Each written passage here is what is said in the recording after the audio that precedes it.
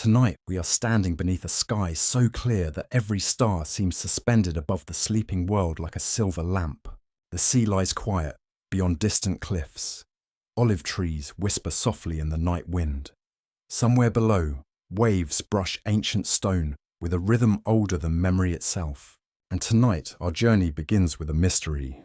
How can a child be born without ever truly being born? How can wisdom arrive in the world through fear? And why would the king of the gods become frightened by his own future daughter? So before we continue tonight's journey, take a moment to like the video and subscribe, but only if you genuinely enjoy exploring these ancient stories together. And if you feel inclined, share your location and local time in the comments. It is always fascinating to see where in the world fellow travelers are listening from tonight. Now settle comfortably. Let the ancient world rise around you, and let us begin. Long before Athena's name echoed through marble temples, before artists carved her image into stone, before sailors prayed to her beneath moonlit skies, there existed only a prophecy. The prophecy came during an age when Olympus still felt young. The great struggles that shaped the cosmos had already passed. The Titans had fallen. The rule of Zeus seemed secure. At least that is what most believed. But peace rarely lasts forever in Greek mythology. Far beyond mortal sight, among the hidden forces that govern destiny, whispers were already moving through the fabric of the universe. The ancient Greeks imagined fate as something deeper than the authority of any god. Even Zeus could not command it. Even Zeus could only listen. And one evening, beneath skies glowing with distant stars, a warning arrived. The warning concerned a goddess named Metis. She was not a warrior. She was not a ruler. Her power lived elsewhere.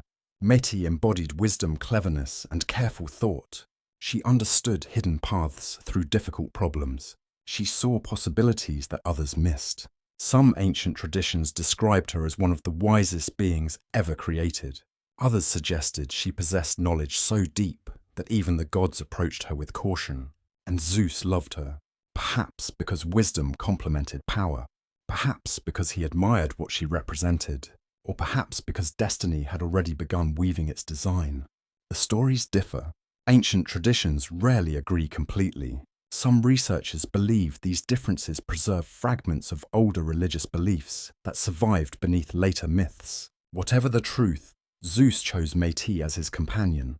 For a time, everything appeared peaceful. The king of the gods sat secure upon Olympus. Storm clouds obeyed his command. Thunder answered his voice. The world seemed ordered, yet prophecies often arrive when life appears safest. That is their nature. The warnings spoke of children. The first child fate declared would be a daughter, wise beyond measure, powerful, extraordinary. But it was the second child that created fear. The second child would surpass the father. The second child would become greater than Zeus himself. The words echoed through Olympus like distant thunder. Suddenly, old memories returned. Zeus knew such stories. After all, he had lived one. His own father, the Titan Cronus, had once received a similar prophecy. Cronus had learned that one of his children would overthrow him. Terrified, he swallowed each newborn child, one after another. Yet fate found a path forward. Zeus survived. Zeus grew. And Zeus eventually fulfilled the prophecy. Now history seemed ready to repeat itself. The realization settled heavily upon him, cold and unwelcome. You stand beside the king of Olympus as moonlight drifts across marble columns. The night feels still. Yet beneath that stillness lies panic. What would you do if destiny promised your downfall? What would you do if the threat came from your own child? Perhaps there was no easy answer. Greek mythology rarely offers simple choices. The gods often faced impossible decisions, and their attempts to escape fate frequently created the very future they feared. Some ancient storytellers viewed these tales as warnings. Power cannot defeat destiny. Control cannot eliminate uncertainty. Fear often creates its own consequences. But Zeus had not learned that lesson yet, at least not completely. The prophecy continued haunting him. Days passed, then weeks. The fear remained. Eventually, Zeus reached a decision. A terrible decision, one shaped by anxiety more than wisdom, one that would alter Athena's life forever. The king approached Metis. Some versions describe deception, others describe persuasion. Still, others remain vague, as though ancient storytellers themselves struggled to explain what happened next. Yet most traditions agree on the outcome. Zeus swallowed Metis. The wise goddess disappeared into him, just as Cronus had once swallowed his children. The parallel is impossible to ignore. The son had begun repeating the actions of the father, and perhaps that realization lingered somewhere inside him. Perhaps it troubled him during quiet moments. No surviving story can tell us. The ancient myths leave silence where certainty might have existed. The night deepened around Olympus. The stars continued their slow journey across the heavens, and the prophecy seemed defeated. No child could be born. No rival could emerge. No future overthrow could occur, or so Zeus believed. But destiny is patient. The Greeks understood that. They imagined fate not as a straight road, but as a river. Block one channel, and the water finds another. Prevent one future, and a different path appears. Inside Zeus, something remarkable was already happening. Metis had vanished from the world, yet she had not ceased to exist. Wisdom remained alive, conscious, waiting. And within that hidden place, beyond the sight of gods and mortals alike, a child began to form. Not beneath the warmth of sunlight, not beneath the protection of a mother's embrace, but within the king of the gods himself. It was an impossible beginning, a beginning unlike any other. The future goddess Athena grew in secret darkness. No temple priest could witness it. No oracle could fully explain it. Even the gods remained unaware. Yet strange signs began appearing throughout the world. Owls gathered in unusual places. Sacred fires flickered with unexpected brightness. Dreamers reported visions of armored light emerging from storms. Some traditions claimed prophets heard distant voices speaking wisdom they could not understand. Others dismissed such stories entirely. Historians continue to debate how ancient communities interpreted these signs. But within mythology, omens rarely appear without reason. Something was changing, something important. Far below Olympus, mortals continued their daily lives. Fishermen launched boats into calm waters. Farmers walked among olive groves. Children chased one another through dusty village streets. None knew that destiny was quietly preparing a new goddess. A goddess who would influence heroes, guide kings, shape cities, and become one of the most beloved figures in Greek mythology. For now, however, she remained unseen, a mystery hidden inside another mystery. And perhaps that is why Athena's story feels so different from other myths. Most heroes begin with birth. Athena begins with concealment. Most lives start with arrival. Hers starts with waiting. The child who would become wisdom itself had not yet entered the world. Yet already she was changing it. And deep within Zeus, beyond thunder and beyond fear, the first movements of destiny had already begun. But neither gods nor mortals yet understood what form that destiny would eventually take. For somewhere in the darkness, a silent voice was growing stronger, and the consequences of Zeus's choice were only beginning to unfold. The nights over Olympus remained peaceful, at least from a distance. Moonlight washed across white marble terraces. Sacred fires burned steadily before the halls of the gods. Cool winds drifted down from mountain peaks and carried the scent of pine, wild herbs, and distant seas. Everything appeared unchanged. The king of the gods still ruled. The stars still crossed the heavens. The world still turned beneath the gaze of immortals. Yet, beneath that calm surface, something extraordinary was taking place. Something no god had ever experienced before. For deep within Zeus, hidden beyond sight and understanding, another consciousness was awakening. Athena was growing, not as ordinary children grow, not through seasons, not through years. Her development belonged to myth, to the strange logic of divine stories. One moment she seemed little more than possibility.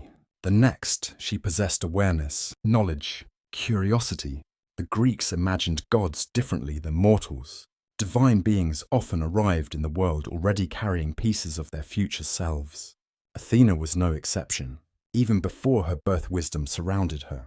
And wisdom seeks understanding. You can almost imagine her listening from within the hidden darkness where she existed beside her mother, listening to every thought that passed through Zeus, listening to every decision made by the ruler of Olympus, listening to the rhythms of creation itself. Some ancient traditions suggested that Metis continued advising her daughter during this hidden period. Others claimed Athena absorbed wisdom directly from both parents. No surviving myth describes these conversations in detail. Yet the image remained powerful for generations. A child learning before birth, a daughter studying the mind of the king of gods from within, a future goddess gathering knowledge while still unseen.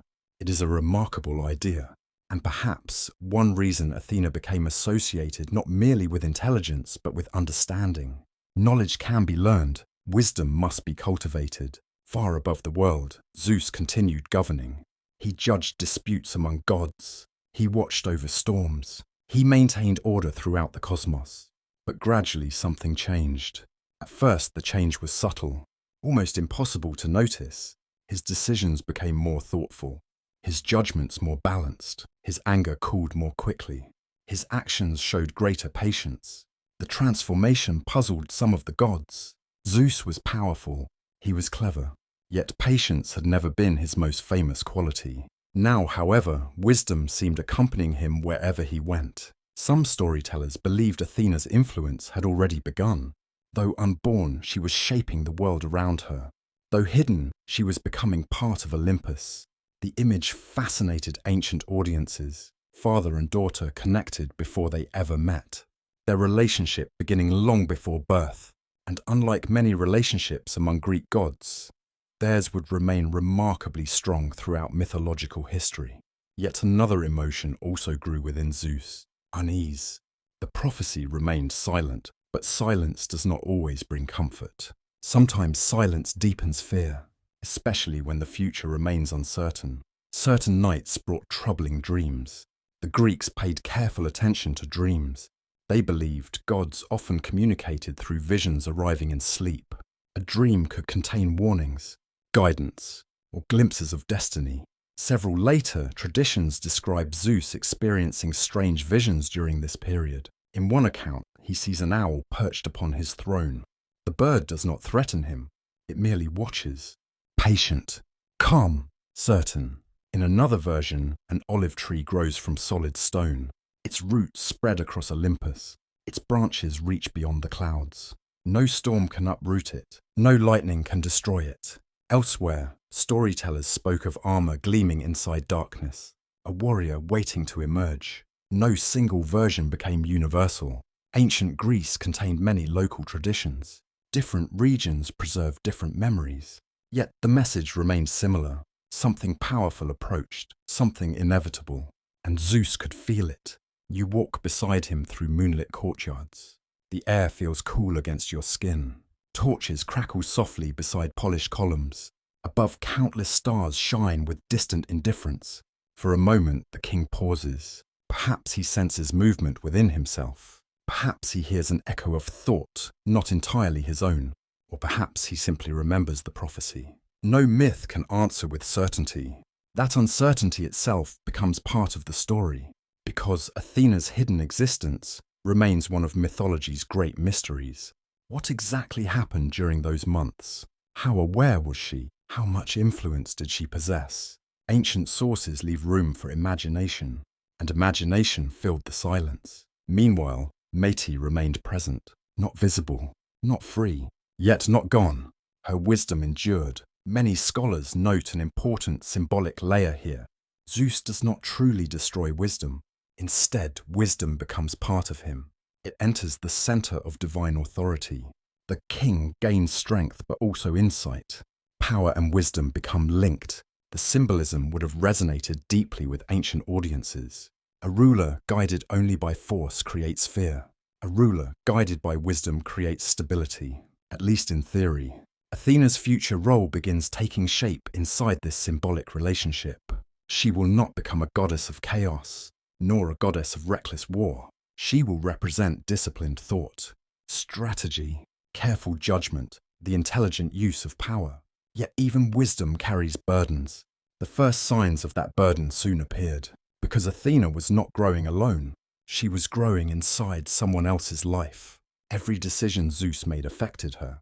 Every fear he carried became part of her story. Every mistake left consequences. This pattern would continue throughout her existence.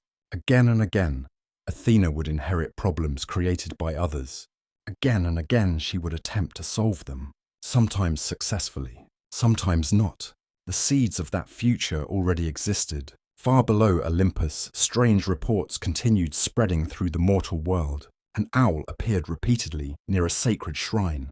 A priestess dreamed of a woman surrounded by stars and bronze armor. A sailor claimed a mysterious voice guided his ship safely through dangerous reefs. Were these signs connected? No one knew. The Greeks loved such uncertainty. Divine influence often appeared indirectly. A whisper, a dream, a coincidence, a feeling impossible to explain. Athena's presence seemed to move through the world in exactly that manner. Quietly, patiently, like wisdom itself. Not loud, not demanding, but impossible to ignore once noticed. As months passed, the hidden goddess continued growing. Her mind expanded, her awareness deepened, and with each passing day, the boundaries containing her became more fragile. Destiny pressed outward. The prophecy moved closer. Still, Zeus tried to believe everything remained under control. After all, no child had been born. The threat seemed contained. The future seemed manageable. Yet every omen suggested otherwise. One evening, distant thunder rolled across a cloudless sky. Sacred birds circled above Olympus. Temple fires burned unusually bright. And somewhere within the hidden depths of divine existence, Athena prepared for the next stage of her journey. The stage no prophecy had fully explained. The stage no god expected. The stage that would transform one of mythology's strangest births into one of its most unforgettable moments. For the voice within the thunder, God was growing stronger. And soon, neither Zeus nor Olympus would be able to ignore it any longer. A strange stillness settled over Olympus. The mountains stood above the sleeping world, wrapped in silver moonlight and drifting mist. The stars shone brightly over the Aegean Sea. Far below, waves rolled against lonely shores with the same rhythm they had followed since the beginning of time. Yet something felt different. The air itself seemed to be waiting. Ancient storytellers often described moments like these before great transformations. Birds grew quiet. Winds changed direction. Sacred fires flickered unexpectedly. Nature sensed what the gods could not yet understand. And on this particular night, destiny had reached its appointed hour. Deep within Zeus, Athena continued to grow. The hidden child had become far more than a child. Wisdom had matured. Power had matured. Identity had matured. The impossible arrangement that once seemed stable could no longer endure.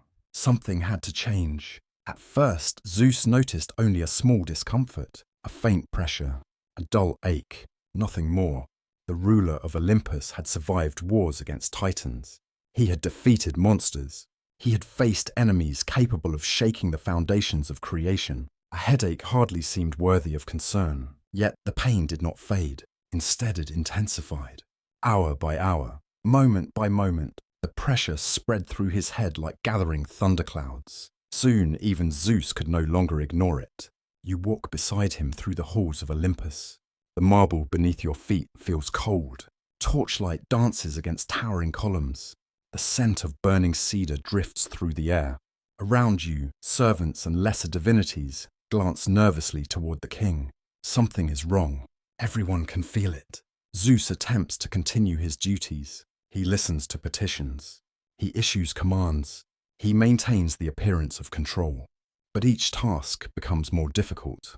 Each conversation becomes shorter. Each movement becomes heavier. The pain continues growing. Some traditions claim the agony lasted days. Others suggest it lasted only hours. Ancient storytellers disagreed about many details, but all agreed on one point. The suffering became unbearable. At last, Zeus abandoned all efforts to hide it. His cries echoed across Olympus. Thunder rolled through clear skies. Clouds gathered around mountain peaks. The earth trembled. Gods emerged from their palaces in alarm. What could possibly harm the King of Heaven? The question spread quickly among the immortals. Some feared another rebellion. Others suspected a curse. A few wondered whether an ancient enemy had somehow returned. No one knew. Even Zeus himself could not fully understand what was happening. Only one thing felt certain. Something inside him was trying to emerge. The realization brought fresh terror. Memories of the prophecy returned immediately. The daughter, the child, the warning, the future he had tried to prevent. Had fate finally arrived? The Greeks often portrayed fate as relentless, patient, unavoidable, a force that could wait generations if necessary. And perhaps, in that moment, Zeus finally understood the lesson his father never learned. Prophecies cannot simply be swallowed. They cannot be locked away forever. Destiny eventually finds a path. The pain grew even worse. Olympus shook again. Lightning flashed across darkening skies. The sea below churned violently. Ancient poets loved connecting divine events with natural phenomena. To them, the world itself responded when gods experienced powerful emotions. And never had Zeus experienced anything quite like this. One by one, the Olympians gathered. Hera arrived first concerned, despite the complicated nature of her marriage. Apollo came next. Then came Artemis. Others followed. The mountain filled with anxious whispers. No one possessed an answer. No one possessed a cure. The ruler of Olympus, master of storms and kings, had become helpless before a mystery. That image carried deep symbolic meaning. Even supreme power has limits. Even kings encounter forces beyond their control. The Greeks understood this well. Wisdom begins when certainty ends. And perhaps that is exactly what Athena's birth was preparing to teach. At the height of the crisis, Zeus summoned help. Different traditions name different figures. Many stories identify Hephaestus, others name Prometheus. Still others preserve alternative versions. The details vary. The essential event remains unchanged. Someone was instructed to strike Zeus upon the head. Imagine the scene. Storm clouds circle above Olympus. Thunder shakes the heavens. The king of the gods kneels in agony. Every immortal watches in stunned silence. Then comes the blow. A mighty axe descends. The sound echoes across the cosmos. For a single moment, everything becomes still. Even the wind seems to stop. Even the waves below appear frozen. Then light erupts. Brilliant. Blinding. Golden. From the opened head of Zeus emerges a figure unlike anything the gods have ever seen. Not an infant, not a helpless child, but a fully grown goddess. Armed, radiant, complete. Athena enters the world wearing gleaming armor. A bronze helmet crowns her head. A spear shines in her hand. Her shield flashes like sunlight across calm water. Some poets describe her releasing a mighty cry that shook heaven and earth. Others imagine a calm and dignified arrival. Another interpretation survives in which music filled the air rather than battle cries. No one can know which version ancient listeners preferred. Perhaps different communities imagined different moments. Yet every version agrees on one truth. The birth astonished everyone. You stand among the gathered gods as Athena takes her first breath beneath the open sky. Moonlight reflects from polished armor. The scent of storm rain lingers in the air. Her eyes survey Olympus with immediate awareness. There is no confusion, no uncertainty, only understanding. She knows who she is, or at least enough to begin. The sight leaves the immortals speechless. A goddess born from thought. A daughter emerging from wisdom and power combined. A living answer to an ancient prophecy. And perhaps the most remarkable detail is what happens next. Zeus does not reject her. He does not fear her. The terror that once dominated him seems strangely absent. Instead, many traditions describe admiration, relief, wonder. The threat he feared has become something entirely different. Athena does not arrive as a rival. She arrives as an ally. A daughter whose wisdom complements his authority. A partner rather than an enemy. It is one of mythology's most hopeful reversals. Fear had created suffering. Acceptance creates possibility. Yet questions remain. Many questions. What became of Metis? Did her wisdom live on through Athena? Was the prophecy truly fulfilled or merely transformed? Ancient traditions never offered complete certainty. Some mysteries survived because they enriched the story. Others survived because no one possessed definitive answers. Even today, historians continue debating the symbolic meaning behind Athena's extraordinary birth. Was she meant to represent intelligence emerging from power, reason emerging from force, civilization emerging from chaos? Perhaps all these interpretations contain pieces of truth, As dawn approaches, the storms gradually fade. Olympus grows quiet once more. The gathered gods return to their homes, carrying stories they will never forget. The stars disappear one by one.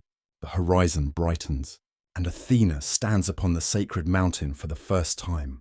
Her life has begun. Yet despite her wisdom, despite her strength, despite her miraculous arrival, she still faces a question that every living being must eventually answer. Who will she choose to become? For beyond the golden dawn, new challenges already waited, and the strange child who had never truly been born was about to discover her place among the immortals. Dawn rose slowly over Olympus. At first it was only a pale line of gold above the far horizon. Then the light spread across the sea, touched the mountain peaks, and entered the halls of the gods like a quiet blessing. Athena stood within that light. Her armour still gleamed from the wonder of her arrival. Her helmet caught the first rays of morning.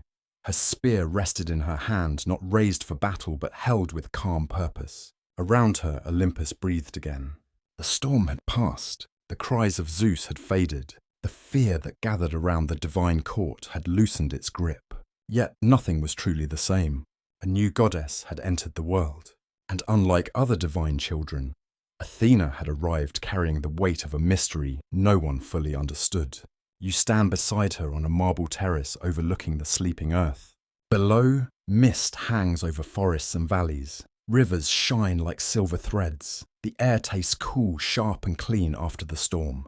Athena looks outward. She has knowledge. She has strength. She has the inheritance of Metis. She has the favour of Zeus. But even wisdom needs a place to belong. That is the quiet struggle of her earliest days. She knows much, yet she has lived nothing. She understands strategy, but not yet consequence. She understands power, but not yet relationship. She understands her name, perhaps, but not yet the full shape of her own heart.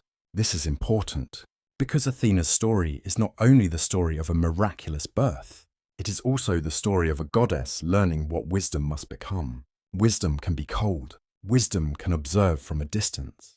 Wisdom can see patterns and forget pain. But Athena will not remain merely an idea. She must live among gods and mortals. She must make choices. She must disappoint others. She must guide heroes. She must protect cities. She must learn that knowing the answer is not the same as understanding the cost. And on Olympus, the first lesson begins with family. Zeus approaches her as both father and king. This relationship is unlike any other in Greek mythology. He has feared her. He has carried her. He has suffered for her arrival.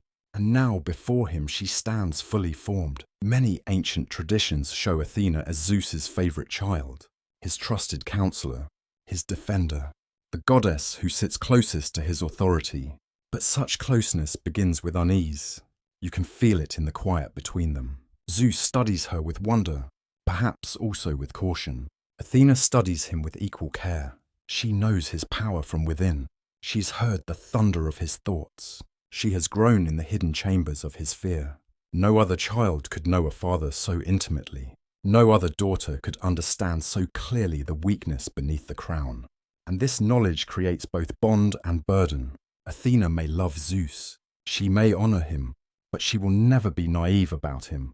She knows that rulers can be frightened. She knows that fear can disguise itself as wisdom. She knows that even divine authority may act unjustly when threatened. These lessons remain with her. They shape the goddess she becomes. Nearby, Hera watches. The queen of Olympus carries her own complicated emotions. Athena was not born from Hera. Athena arrived from Zeus alone, or so the public story seems to suggest. For Hera, this was no small matter. Greek myth often reflects tensions surrounding marriage inheritance and legitimacy. A child born without the queen's body could feel like a challenge to her position. Some later traditions even imagine Hera responding by producing Hephaestus without Zeus. Others tell the story differently. Ancient mythology rarely stands still. It changes like firelight upon a temple wall. Yet the emotional truth remains powerful. Athena must enter a family already filled with rivalry. She must stand beside a father who favours her. She must face a queen who may never fully embrace her.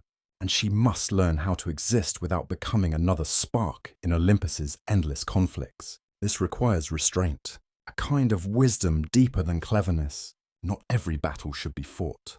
Not every insult should be answered. Not every wound should become war. Athena begins learning this early. She observes Hera's silence. She senses the careful dignity beneath the queen's pride. She understands that Olympus is not merely a palace. It is a web of relationships. Every glance matters. Every favor creates jealousy.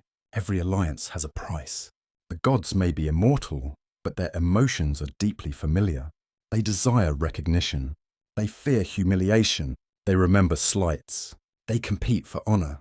Athena enters this world armed with intelligence, but intelligence alone is not enough. She must learn diplomacy, patience, timing, the art of speaking only when speech can change something. In the days after her birth, omens continue appearing. An owl settles near the roof of Zeus's hall and refuses to leave. Its eyes remain open through bright daylight. Priests far below report strange dreams. A young girl in a coastal town dreams of a woman placing an olive branch into her hands. A soldier dreams of a shield that reflects not his face but his choices. A craftsman wakes after hearing the sound of invisible weaving. Were these dreams truly from Athena? No one could say. But in Greek belief, divine identity often revealed itself through signs before temples or cults became established. A god was not known only by name. A god was known by presence, by patterns, by repeated encounters, by the feeling left behind after mystery passed through ordinary life. And Athena's presence begins forming patterns. Owls, olive trees, weapons held with discipline, crafts shaped with care, clear thought in moments of danger. These signs become her language. Athena watches the world respond to her before she fully understands herself. This too matters. Sometimes identity is not discovered alone. Sometimes it is reflected back by those who need you. Mortals will soon need Athena. Cities will need her. Heroes will need her. Even Zeus will need her. But before that, she must decide what kind of goddess she will be among her own kind. Apollo sees in her a brightness of mind. Artemis sees independence. Ares sees a rival. Hermes recognizes cleverness, though hers is quieter than his. Poseidon, lord of the sea, feels something more complicated. Perhaps he senses that this new goddess will one day challenge him. Perhaps he feels the first motion of a contest not yet named. Far away, beneath the earth and across the sea, other powers also take notice. A goddess born from Zeus's head cannot remain a private matter. Her arrival has changed the balance of Olympus, and balance always invites testing. Some surviving traditions suggest Athena quickly became associated with the Aegis, the terrifying shield or cloak linked to Zeus's power. Others say she received weapons from divine craftsmen. Another interpretation holds that her armor symbolizes not violence but readiness. She is prepared to think, prepared to act, prepared to defend order when disorder rises. But readiness is not the same as peace. And Athena's calm exterior may hide an unanswered question. If she was born from fear, can she ever be free from it? If her existence began as an attempt to avoid prophecy, will prophecy always shadow her? These questions remain beneath the surface. They move quietly through her early story, like wind through dry grass. As evening falls over Olympus, the first stars appear. The mountain cools. Torches are lit. The smell of smoke, honey, and roasted offerings rises from sacred spaces below. Athena walks alone for a time. Her footsteps are steady against the stone. She listens to the night. She listens to the world. And perhaps, somewhere deep within herself, she listens for Metis, the mother who vanished, the wisdom that remains, the hidden origin no one on Olympus can fully explain. Athena's life has only just begun. Already she carries love distance, duty and mystery. Already she stands between power and thought, between war and restraint, between divine family and mortal need. And soon the world will ask more of her than simple existence. It will ask her to prove what wisdom can do. For beyond Olympus, rival powers are stirring, and the goddess born from impossible circumstances will soon discover that even wisdom must earn its place. The seasons pass gently across the lands below Olympus. Spring covered hillsides with wildflowers. Summer warmed harbour towns beside the shining sea. Autumn filled valleys with olive harvests and grape festivals. Winter brought cool winds from distant mountains and long evenings around sacred fires. For mortals, the years moved steadily. For the gods, time flowed differently. Yet even among immortals, reputation was never granted forever. It had to be earned. And Athena soon discovered that a miraculous birth did not automatically command respect. The wonder surrounding her arrival remained strong. The story had already begun spreading through the divine world. Gods, nymphs, spirits and mortals repeated it endlessly. The daughter who emerged from the head of Zeus, the armoured goddess born from wisdom itself, the impossible child, the living prophecy. But stories create expectations, and expectations invite challenges. Athena could feel them gathering, not openly, not yet. But beneath every polite greeting lingered a question. Was she truly worthy of the attention she received? You walk beside her through the great halls of Olympus. Sunlight streams through towering columns. Golden banners move softly in the mountain breeze. Far below, the sea glitters beneath an endless sky. The palace appears peaceful, yet beneath its beauty, rivalries quietly grow. This was the nature of Olympus. The gods rarely competed through armies. They competed through influence, honor, recognition, prestige. Every new power altered the balance. And Athena represented something entirely new. She was neither a force of nature nor a traditional divine ruler.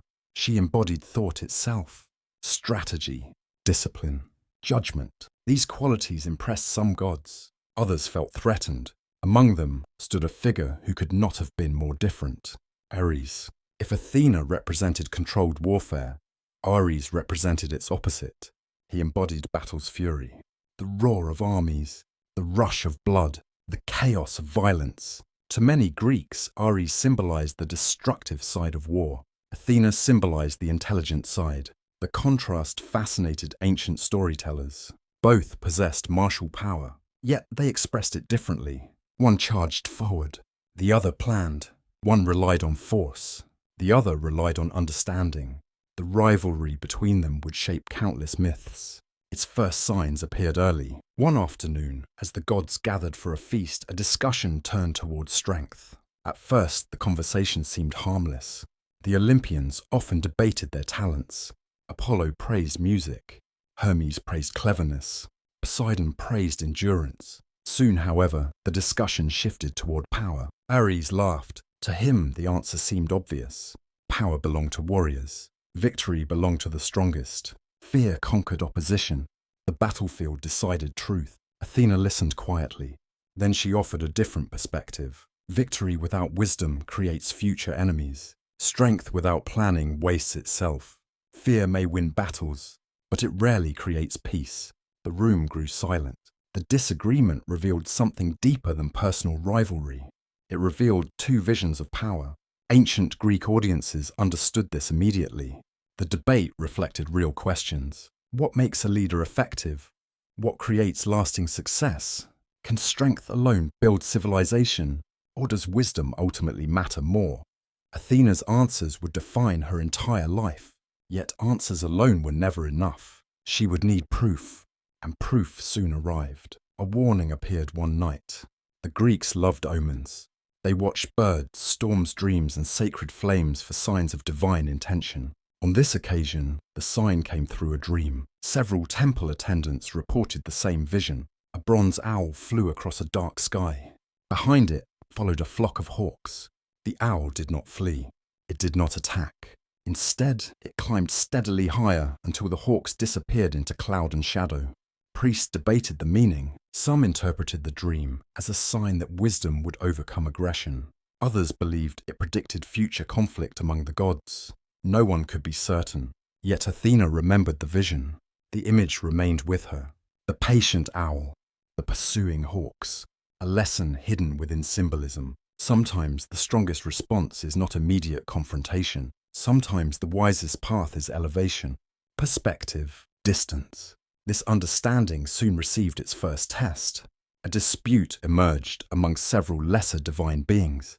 The conflict concerned territory, influence, and old grievances. Exactly the kind of argument Olympus produced regularly.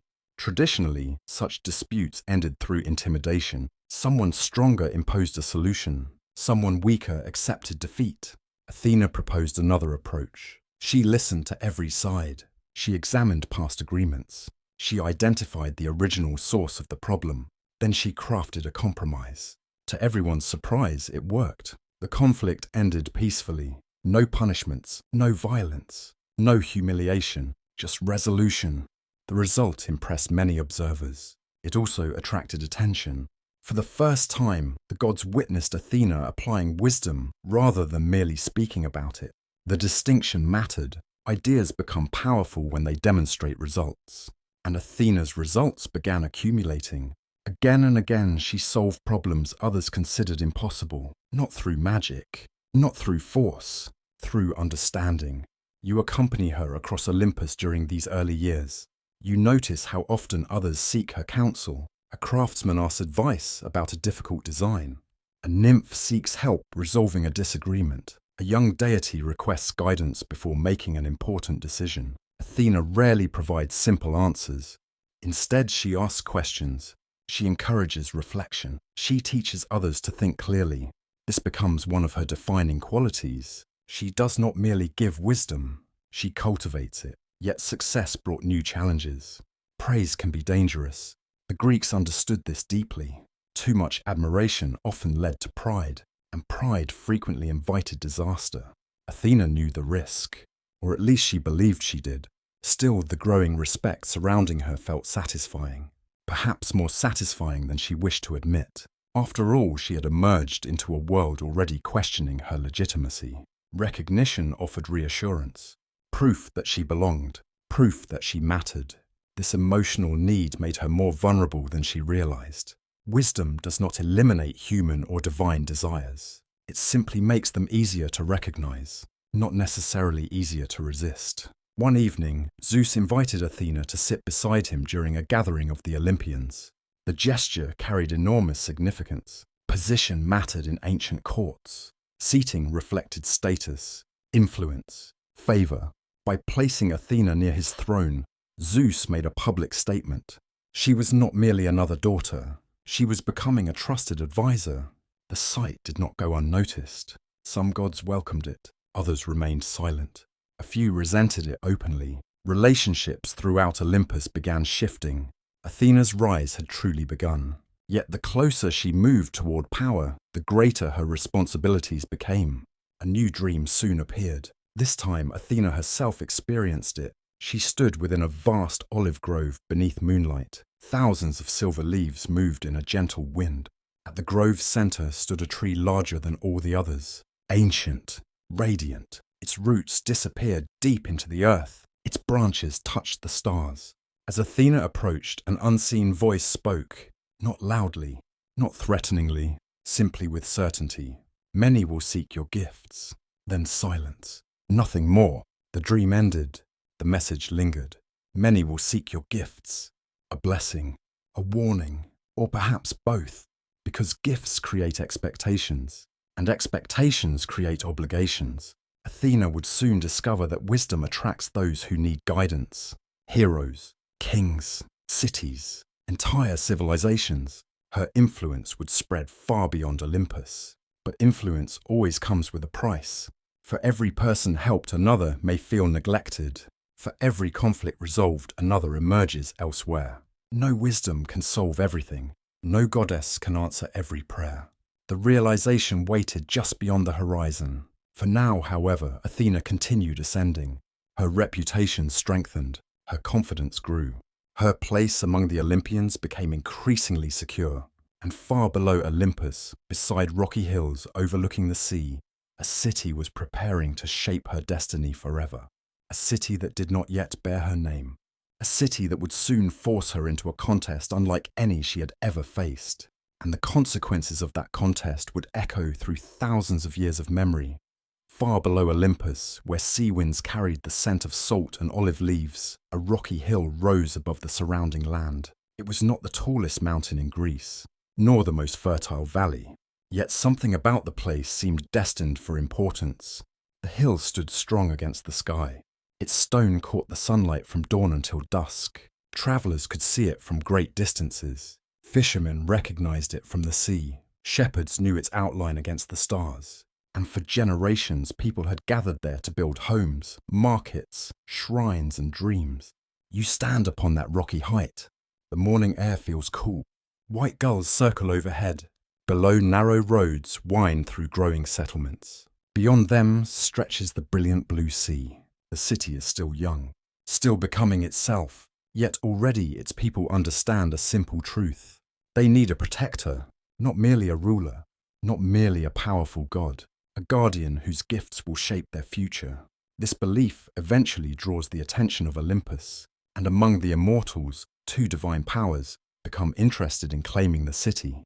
The first is familiar, Poseidon, ancient, powerful, respected, the ruler of oceans, storms and earthquakes. His domain surrounds Greece itself. Every harbour knows his influence. Every sailor fears and honours his moods. The second contender is Athena, still relatively young among the Olympians, still establishing her identity, still discovering how her wisdom can shape the world. The contrast could not be greater. Poseidon represents raw natural force. Athena represents thoughtful civilization. And now their paths are about to collide. The Greeks preserved many versions of this famous story. Details vary. Certain traditions emphasize politics. Others focus on religion. Some present the contest as friendly. Others portray genuine rivalry. Yet the central question remains unchanged. What kind of future should the city choose? The answer will define both the city and the goddess. When the challenge is announced, excitement spreads through the settlement. Citizens gather near the sacred rock. Priests prepare offerings. Smoke rises from altars. The scent of incense drifts through the warm air. People speak in excited whispers. The gods themselves are coming, not through distant signs, not through dreams, directly. Imagine standing among those early inhabitants. Imagine watching the horizon. Imagine feeling anticipation build with every passing moment.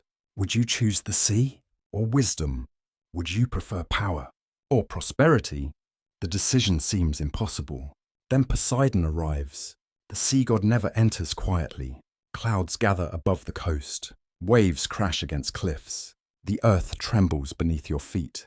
His presence feels immense, ancient, unstoppable. Many people stare in awe. How could anyone compete with such magnificence? Poseidon approaches the sacred rock. His trident gleams beneath the sun. With a single motion, he strikes the ground. The stone splits apart. Immediately, a spring bursts forth. Water surges upward. The crowd gasps. A divine gift has appeared. Yet the stories disagree about what emerged. Some traditions describe fresh water. Others insist the water tasted of salt. Another version claims a magnificent horse appeared instead. Historians continue debating whether these competing stories preserve older local traditions. No one can know with certainty, but all versions share the same meaning. Poseidon offers strength, movement, mastery of the sea. The horse symbolizes speed and warfare. The spring symbolizes maritime power. Both reflect his nature. The crowd murmurs with admiration. The gift is impressive, powerful, immediate. Then Athena steps forward. No thunder accompanies her. No earthquakes announce her arrival. The difference feels intentional. Athena rarely seeks attention through spectacle. Her strength emerges differently. You watch her approach the sacred rock. The sea breeze moves gently through her hair. Sunlight reflects softly from her armor. Around her, the atmosphere feels calm, focused, purposeful. Athena kneels beside the stone. For a moment, silence settles across the gathering. Even the gulls seem quieter. Then she touches the earth. From the ground emerges a small tree. At first, it appears fragile, modest, nothing compared to crashing waves or divine earthquakes. Yet the tree continues growing. Its roots spread into the rocky soil. Silver green leaves shimmer in the sunlight. Branches reach toward the sky. An olive tree, simple, beautiful, enduring. The crowd studies it carefully. Some seem confused, others thoughtful. The contrast could not be clearer. Poseidon's gift demonstrates power. Athena's gift demonstrates possibility. The olive tree offers food, oil, wood, trade, light, shelter. Generation after generation can benefit from it. The tree does not dominate nature, it cooperates with it. This distinction lies at the heart of Athena's character. She does not seek to overpower the world. She seeks to cultivate it, to improve it, to guide it toward flourishing. Many scholars view this myth as one of ancient Greece's most important symbolic stories, not because of the contest itself, but because of what it represents. Civilization choosing wisdom over force, long-term prosperity over immediate displays of strength. Yet the choice was never entirely simple. Poseidon was not evil, far from it. The sea remained essential to Greek life. Trade depended upon ships.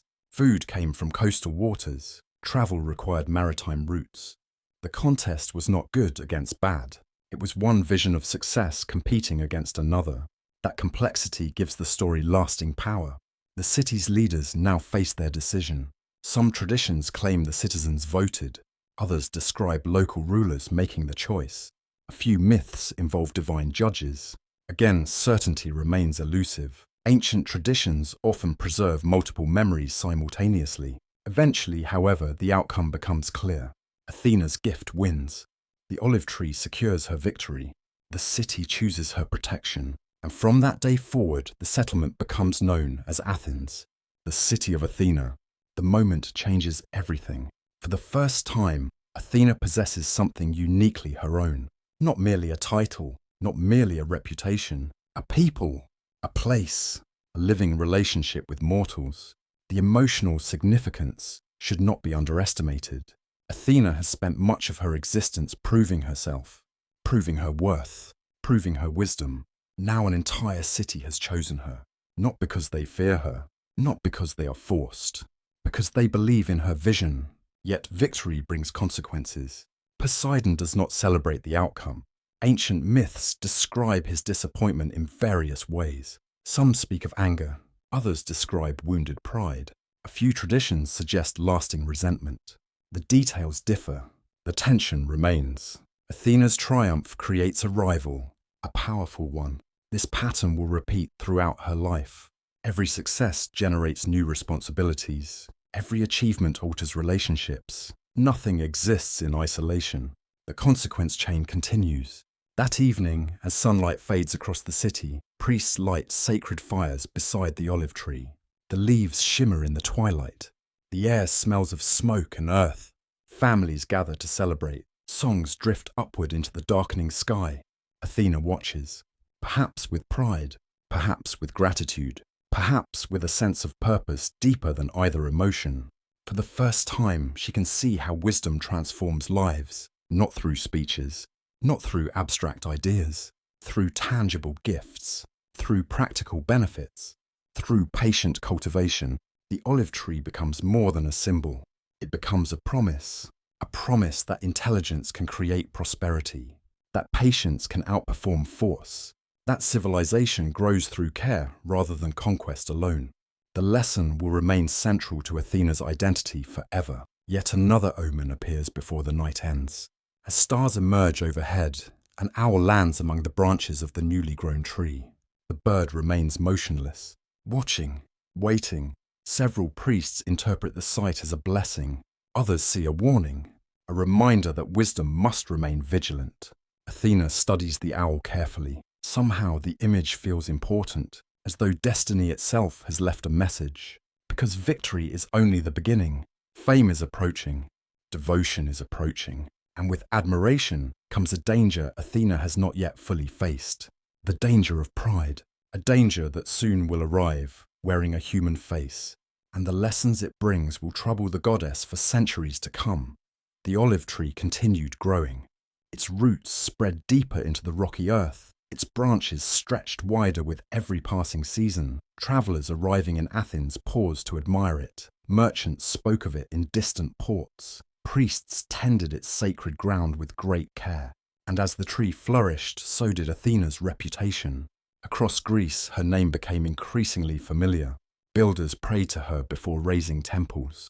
Craftsmen sought her blessing before beginning difficult work. Rulers asked for wisdom.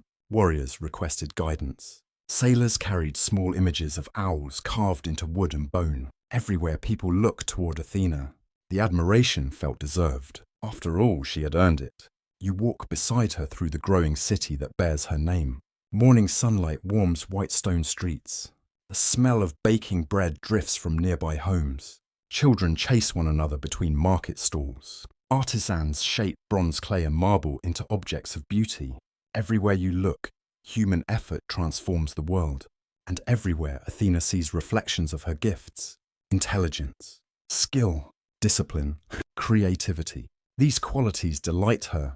Unlike many Olympians, Athena genuinely values human potential. She sees greatness not only among gods, but among mortals. That belief becomes one of her defining strengths. It also becomes a source of future pain, because whenever excellence is celebrated, pride often follows close behind. The Greeks understood this deeply.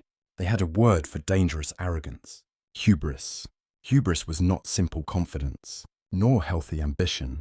Hubris occurred when someone forgot their limits, when admiration became self-worship, when success convinced a person they stood above divine order itself. Ancient Greek myths repeatedly return to this theme. The lesson appears again and again. Achievement is admirable. Arrogance invites consequences. Athena knew these stories. She understood the danger, yet understanding a lesson and living it are not always the same thing. One evening, a strange dream arrives. Athena stands alone within an enormous workshop. Bronze hammers ring in the distance. Threads of silver and gold stretch endlessly through the darkness. At first, the scene appears beautiful. Then she notices something unusual. Several threads begin pulling away from the larger design, separating, twisting into their own patterns. The farther they drift, the weaker they become. Eventually, they snap. One by one, the sound echoes through the vast chamber.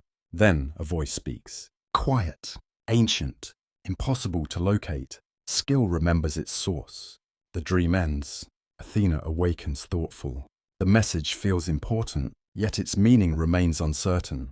Ancient dreams often work this way. They revealed truths indirectly. Wisdom required interpretation, and interpretation always carried risk.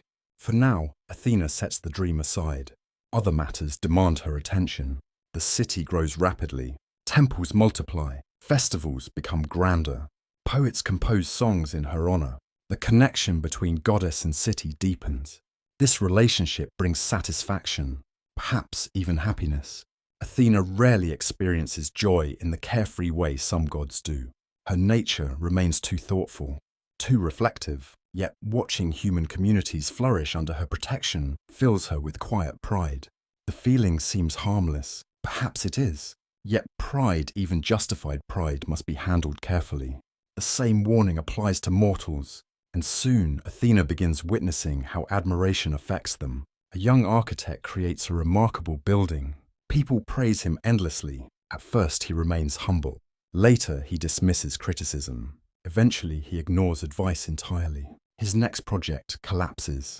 A skilled commander wins several victories. Success follows success. Soon he believes himself invincible. The next campaign ends in disaster. Again and again, Athena observes the same pattern. Talent creates recognition. Recognition creates confidence. Confidence becomes arrogance. Arrogance blinds judgment. The cycle repeats endlessly. These observations strengthen her belief in balance. Skill requires humility. Knowledge requires self-awareness. Power requires restraint. Without these qualities, even great gifts become dangerous. The lesson seems obvious. Yet life rarely remains simple. Athena soon encounters a more difficult challenge, one involving her own emotions. You accompany her through a sacred festival dedicated to craftsmanship. The city feels alive with celebration. Music fills the streets. Torches illuminate gathering crowds. The scent of olive oil, wine, and roasted grain drifts through the evening air. Artists display their finest work. Sculptors present new creations. Weavers reveal intricate textiles. Metalworkers exhibit extraordinary designs. Athena moves among them quietly, observing, encouraging, learning. Then something catches her attention. A tapestry. Its beauty is remarkable. The colors appear almost alive. The patterns flow with astonishing precision. Every thread seems perfectly placed. Even Athena pauses. The skill is undeniable. Nearby conversations ripple through the crowd. People speak enthusiastically about gifted artisans appearing throughout Greece. Names circulate from city to city. Stories grow with each retelling. One craftswoman receives particular attention. Again and again her name emerges in conversation.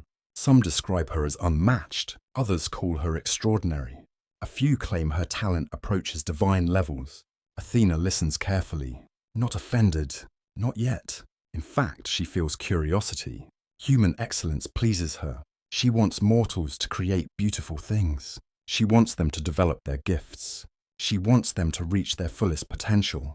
Yet another detail soon reaches her ears. Certain admirers no longer credit divine inspiration. They speak as though talent exists entirely independent of the gods. A subtle shift, easy to overlook, yet significant. Some say the craftswoman needs no divine guidance. Others claim she surpasses all rivals. A handful even suggest she owes nothing to Athena.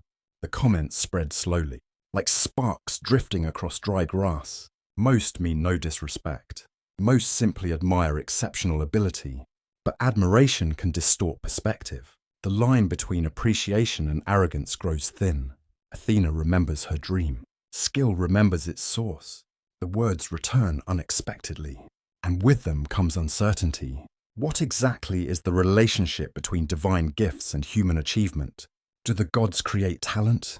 Do they nurture it? Or do mortals possess greater independence than mythology sometimes suggests? Ancient Greeks debated these questions in different ways. No single answer satisfied everyone. Perhaps that is why Athena's later stories remain so compelling. They explore tensions without completely resolving them. The goddess begins paying closer attention. She visits workshops disguised as an ordinary traveler. She observes artisans at work. She listens to conversations. What she discovers both impresses and concerns her. Human creativity continues expanding. New techniques emerge. New styles appear. New levels of skill become possible. Athena feels genuine admiration, yet she also notices pride growing alongside achievement. Certain craftsmen reject instruction. Some artists crave recognition above all else. Others become obsessed with proving superiority. The pattern feels familiar. It mirrors struggles among the gods themselves. Perhaps wisdom and pride always travel together. Perhaps excellence naturally creates temptation. The realization troubles Athena because she recognizes something uncomfortable. The temptation exists within her as well. After all, she enjoys being respected. She values her reputation. She takes satisfaction in success. None of these feelings make her cruel. None make her unjust. Yet they reveal vulnerability. Wisdom does not remove emotion. Wisdom merely illuminates it. The discovery becomes one of Athena's most important early lessons. A goddess can understand pride intellectually. Experiencing its presence within herself is different, far more difficult, far more honest. As the months pass, reports about a particular weaver continue spreading throughout Greece. Her skill becomes legendary. Her confidence grows. Her fame expands. Different regions preserve different details. Different storytellers emphasize different qualities. Yet one fact remains consistent. Athena's attention increasingly turns toward this mortal woman. A woman whose talent seems extraordinary. A woman whose reputation continues growing. A woman named Arachne. Soon their paths will cross. And when they do, the encounter will become one of the most famous and most controversial stories in all of Greek mythology. Even today, ancient traditions disagree about what truly happened. Was Athena defending sacred order, or reacting from wounded pride? Was Arachne courageous, or reckless? The answers remain uncertain. But the consequences will echo through centuries. And beneath the quiet stars above Greece, destiny is already weaving its next thread. The story begins with threads, not swords, not storms, not armies, threads. Fine strands of wool moving through patient fingers beneath the soft light of afternoon. In a small town far from the grandeur of Olympus, a young woman sat before a loom. Her name was Arachne. Arachne, and according to the ancient stories, her skill seemed almost impossible. You can imagine the scene. Sunlight enters through an open doorway. The scent of olive oil lingers in the warm air. Outside, distant voices drift through narrow streets. Inside, the loom clicks softly. Back and forth, thread after thread, pattern after pattern. Hours pass unnoticed. The work becomes something extraordinary. Birds appear ready to fly from the fabric. Leaves seem ready to move in the wind. Human faces contain emotions so vivid they almost breathe. Visitors gather simply to watch her work. Travelers carry stories of her talent to neighboring towns. Soon, her reputation spreads throughout Greece, and wherever her name travels, admiration follows. At first, this seems harmless, even admirable. Athena herself values craftsmanship. She delights in excellence. The goddess wants mortals to create beautiful things. She wants them to develop their abilities. Arachne appears to embody those ideals perfectly. Yet, as fame grows, something else grows alongside it. Pride. Perhaps inevitable pride. Perhaps understandable pride. The myths leave room for interpretation. Some versions portray Arachne as arrogant from the beginning. Others describe a gifted young woman gradually transformed by constant praise. Modern readers often prefer the second interpretation. It feels more human, more believable. Who among us remains completely unchanged by admiration? Day after day, people praise Arachne's work. They compare her creations to divine craftsmanship. Then they begin making bolder claims. Some insist she equals Athena. Others suggest she surpasses her. Eventually, someone asks a dangerous question. Did Athena truly teach Arachne? Or is Arachne talented entirely on her own? The question spreads, and with each retelling it becomes sharper, more provocative, more difficult to ignore. According to most versions of the myth, Arachne embraces the comparison. Perhaps she enjoys it. Perhaps she simply refuses to deny it. The distinction matters, because ancient storytellers disagreed about her intentions. Some portray her as openly boastful. Others suggest she merely defended her own accomplishments. No surviving source resolves the debate completely. Even now, historians continue discussing the story's deeper meanings. That uncertainty gives the myth its enduring power. You stand among the gathering crowds as Arachne speaks. The afternoon sun shines brightly overhead. The smell of fresh wool fills the workshop. People lean closer, eager to hear her words. And then she says something that changes everything. She declares that she fears no comparison. If Athena wishes to compete, she is welcome. If the goddess believes herself superior, let her prove it. Silence follows. A dangerous silence, because challenges directed toward gods rarely end peacefully. News travels quickly, especially when the gods themselves are involved. Athena soon learns what has been said. The reaction varies depending upon the version of the myth. Some traditions describe immediate anger. Others suggest disappointment. A few portray genuine sadness. After all, Athena champions human talent. She encourages excellence. To hear a gifted mortal dismiss divine influence may have felt deeply personal, perhaps even painful. You walk beside the goddess as she considers her response. The evening air feels cool. Cicadas sing from nearby olive trees. The sky glows orange and gold above distant hills. Athena does not rush toward confrontation, not immediately. Instead, she chooses observation. Disguising herself as an elderly woman, she visits Arachne's workshop. This detail appears in many versions of the story. The disguise serves an important purpose. It creates one final opportunity for humility, one final opportunity for reflection. The old woman enters quietly. Arachne continues working. Visitors watch in admiration. The loom moves steadily beneath practiced hands. The disguised goddess studies the scene carefully. The talent is real, undeniably real. Athena recognizes that immediately. No divine jealousy is required to appreciate excellence. Arachne truly possesses extraordinary ability. The old woman offers gentle advice. Respect the gods. Value humility. Be grateful for gifts. Different versions preserve different words. The message remains similar. Turn back before pride leads somewhere dangerous. The warning hangs in the air. A crossroads, a final chance. Yet Arachne refuses. Whether from confident stubbornness or genuine conviction, she rejects the advice. Some versions even describe mockery. The challenge stands. Athena must reveal herself. The disguise falls away. Suddenly the workshop fills with divine radiance. Visitors gasp. Some flee. Others drop to their knees. Golden light shines across the room. The goddess stands revealed. Helmet gleaming, eyes bright with intelligence and authority. The contest will happen. The looms are prepared. The challenge begins. What follows becomes one of mythology's most memorable artistic competitions.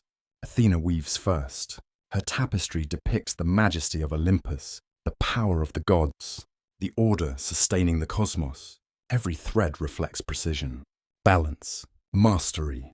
The work is flawless. Then Arachne begins. Ancient sources differ regarding her subject. Most famously, she depicts the mistakes and deceptions of the gods themselves. Stories of vanity, stories of desire, stories of divine imperfections.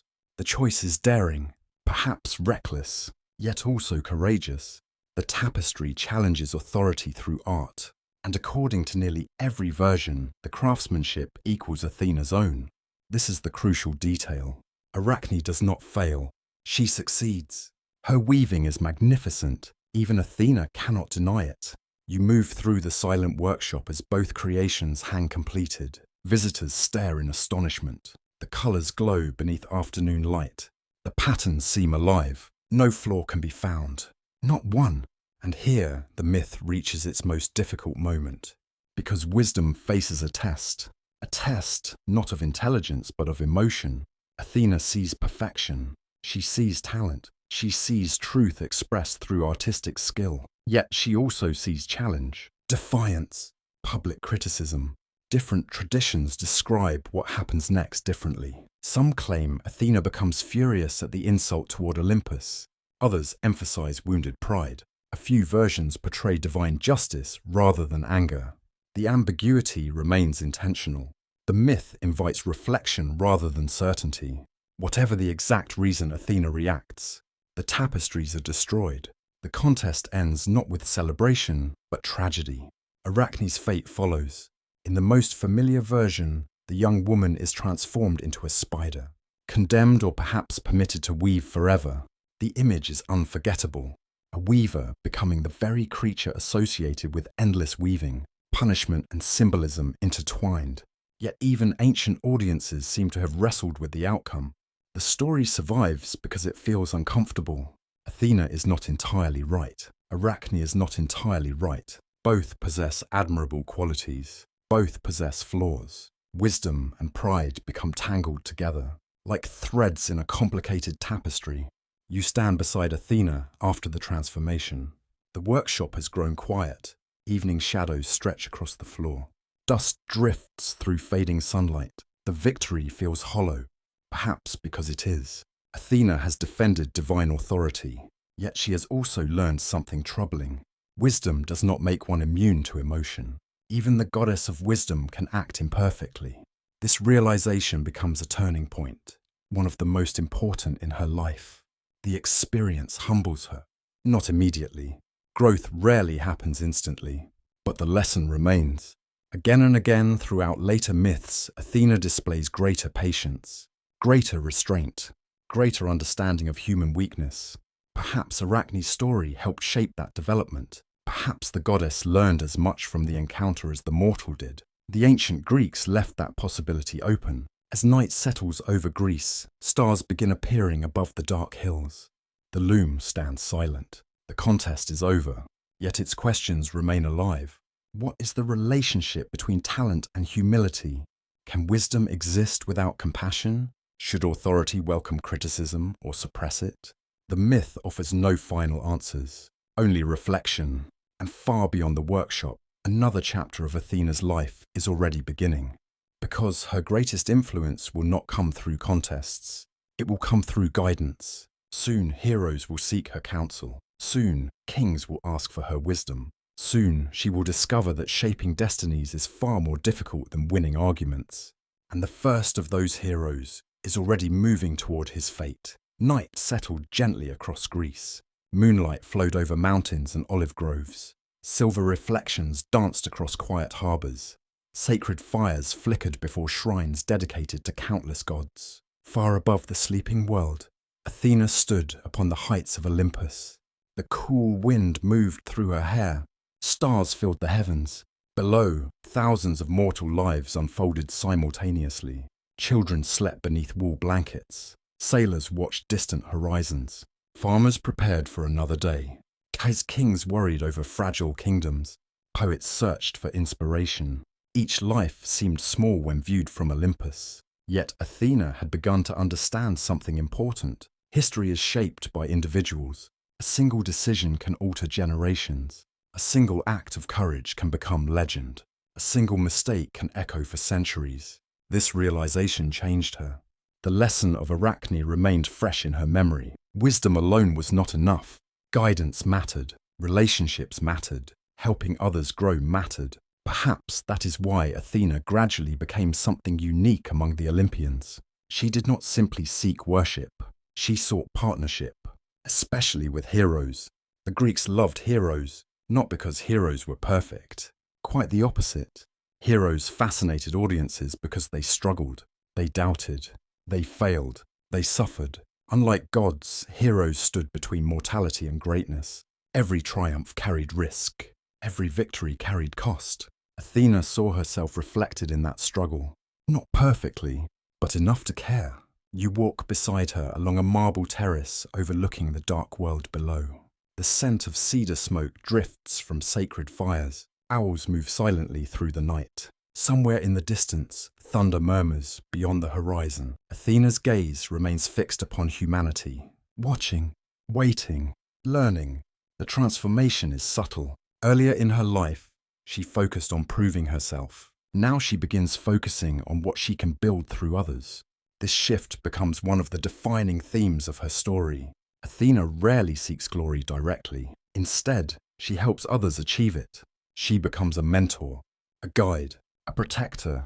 The role suits her perfectly. Yet it also carries loneliness, because guides often remain in the background. Heroes receive songs. Heroes receive statues. Heroes receive immortal fame. The mentor is remembered differently, more quietly, more indirectly. Athena accepts this, at least most of the time. Still, the emotional cost occasionally appears beneath the surface. The goddess values recognition less than many Olympians, but she is not entirely immune to the desire. No one in Greek mythology truly is. One evening, a dream arrives. This time, the dream feels unlike previous omens. Athena stands within a vast hall filled with countless doorways. Each doorway opens onto a different future. Some reveal flourishing cities, others reveal ruined kingdoms. Some show peace, others show war. As she walks through the hall, she notices something unusual. Every future contains certain individuals, not gods, mortals, men and women standing at crucial moments, making choices, changing destinies. A voice speaks from the darkness. The future enters through human hands. Then the dream ends. Athena awakens thoughtful. The message feels clear. If wisdom wishes to shape the world, it must work through people, not merely above them, with them. This understanding guides her next chapter. The first heroes soon appear. Some are famous, others largely forgotten today. Many seek divine assistance.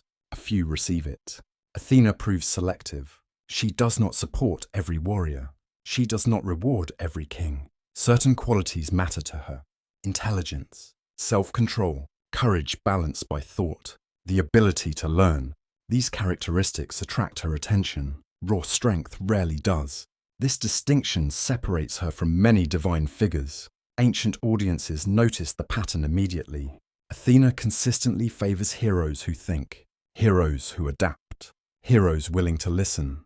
The preference reveals much about her character. She sees wisdom not as knowledge but as practice, as action, as discipline applied under pressure. One early story tells of a young prince struggling to govern wisely. His kingdom faces conflict. Advisors disagree. The future feels uncertain. According to local traditions, Athena appears in a dream, not offering direct solutions. Instead, she asks questions that force reflection, questions that reveal hidden assumptions. When the prince awakens, the problem remains. Yet his understanding has changed. Soon he finds the answer himself. This pattern becomes typical. Athena rarely solves problems for people. She helps them solve problems themselves. The distinction matters enormously. A gift can disappear. Wisdom can endure. Meanwhile, her reputation among mortals continues growing. Temples multiply. Offerings increase. The owl becomes increasingly associated with her presence. The olive tree becomes a sacred symbol. Craftsmen invoke her name before beginning difficult work. Military leaders pray for strategic insight rather than brute strength. The relationship between Athena and humanity deepens, and with deeper relationships come deeper responsibilities. You accompany her through a series of quiet evenings. Each night brings new prayers.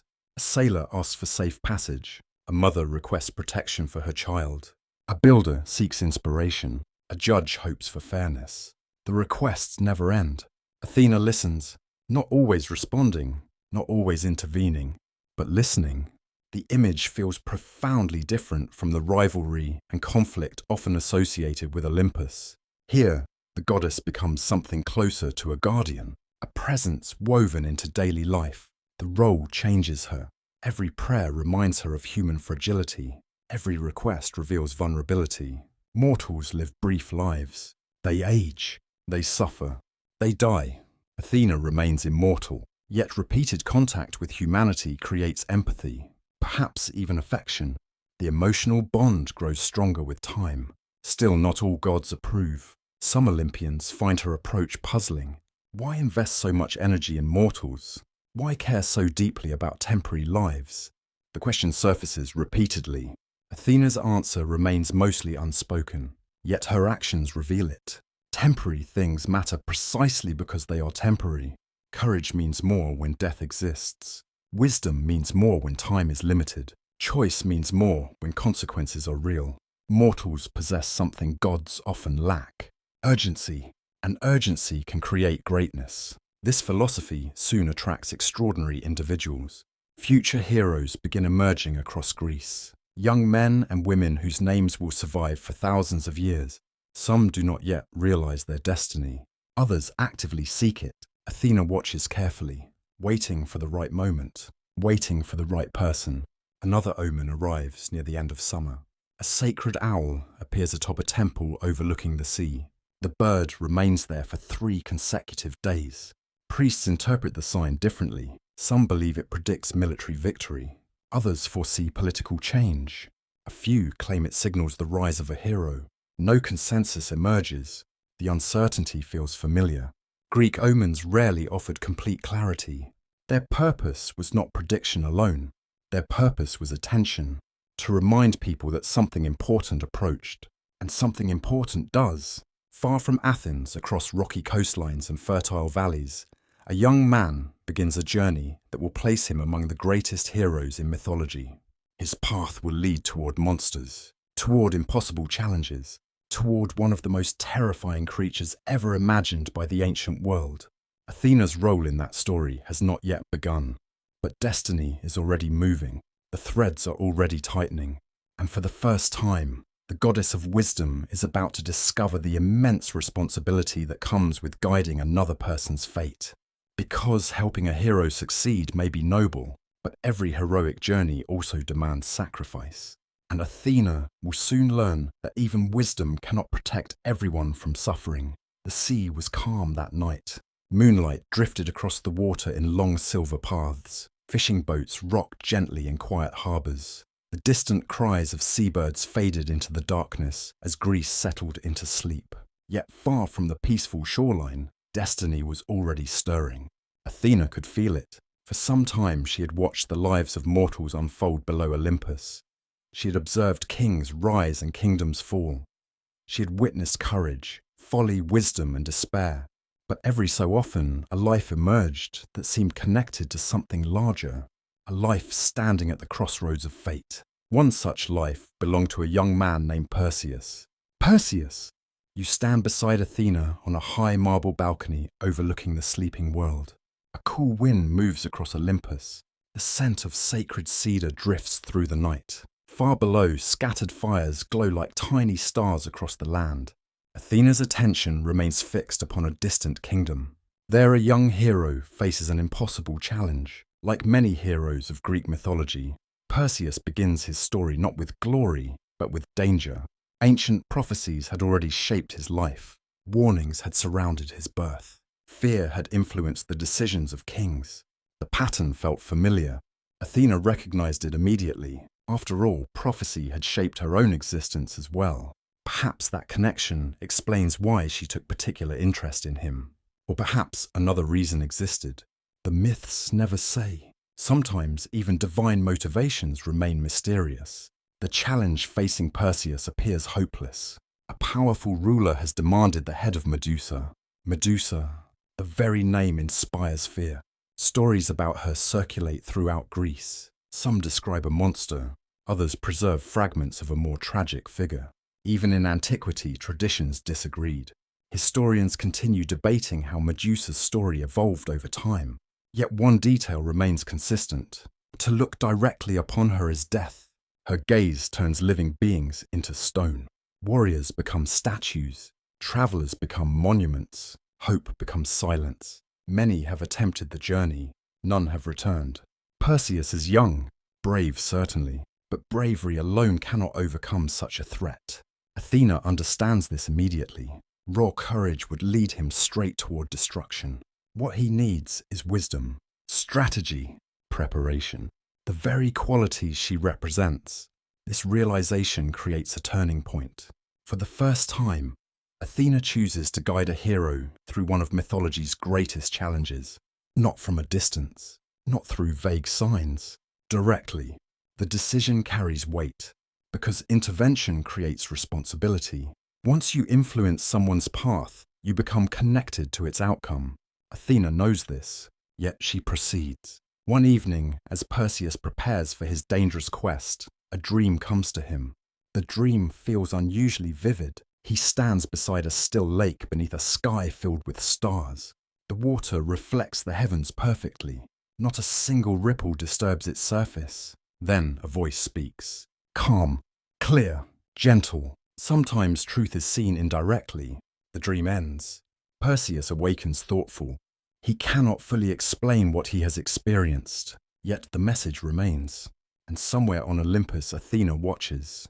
The lesson hidden within the dream will soon save his life. As the journey begins, Athena's involvement becomes more active. Different traditions describe her assistance in different ways. Some portray direct appearances, others emphasize symbolic guidance. A few blend both approaches. The details vary. The relationship remains central. Athena becomes Perseus's divine mentor.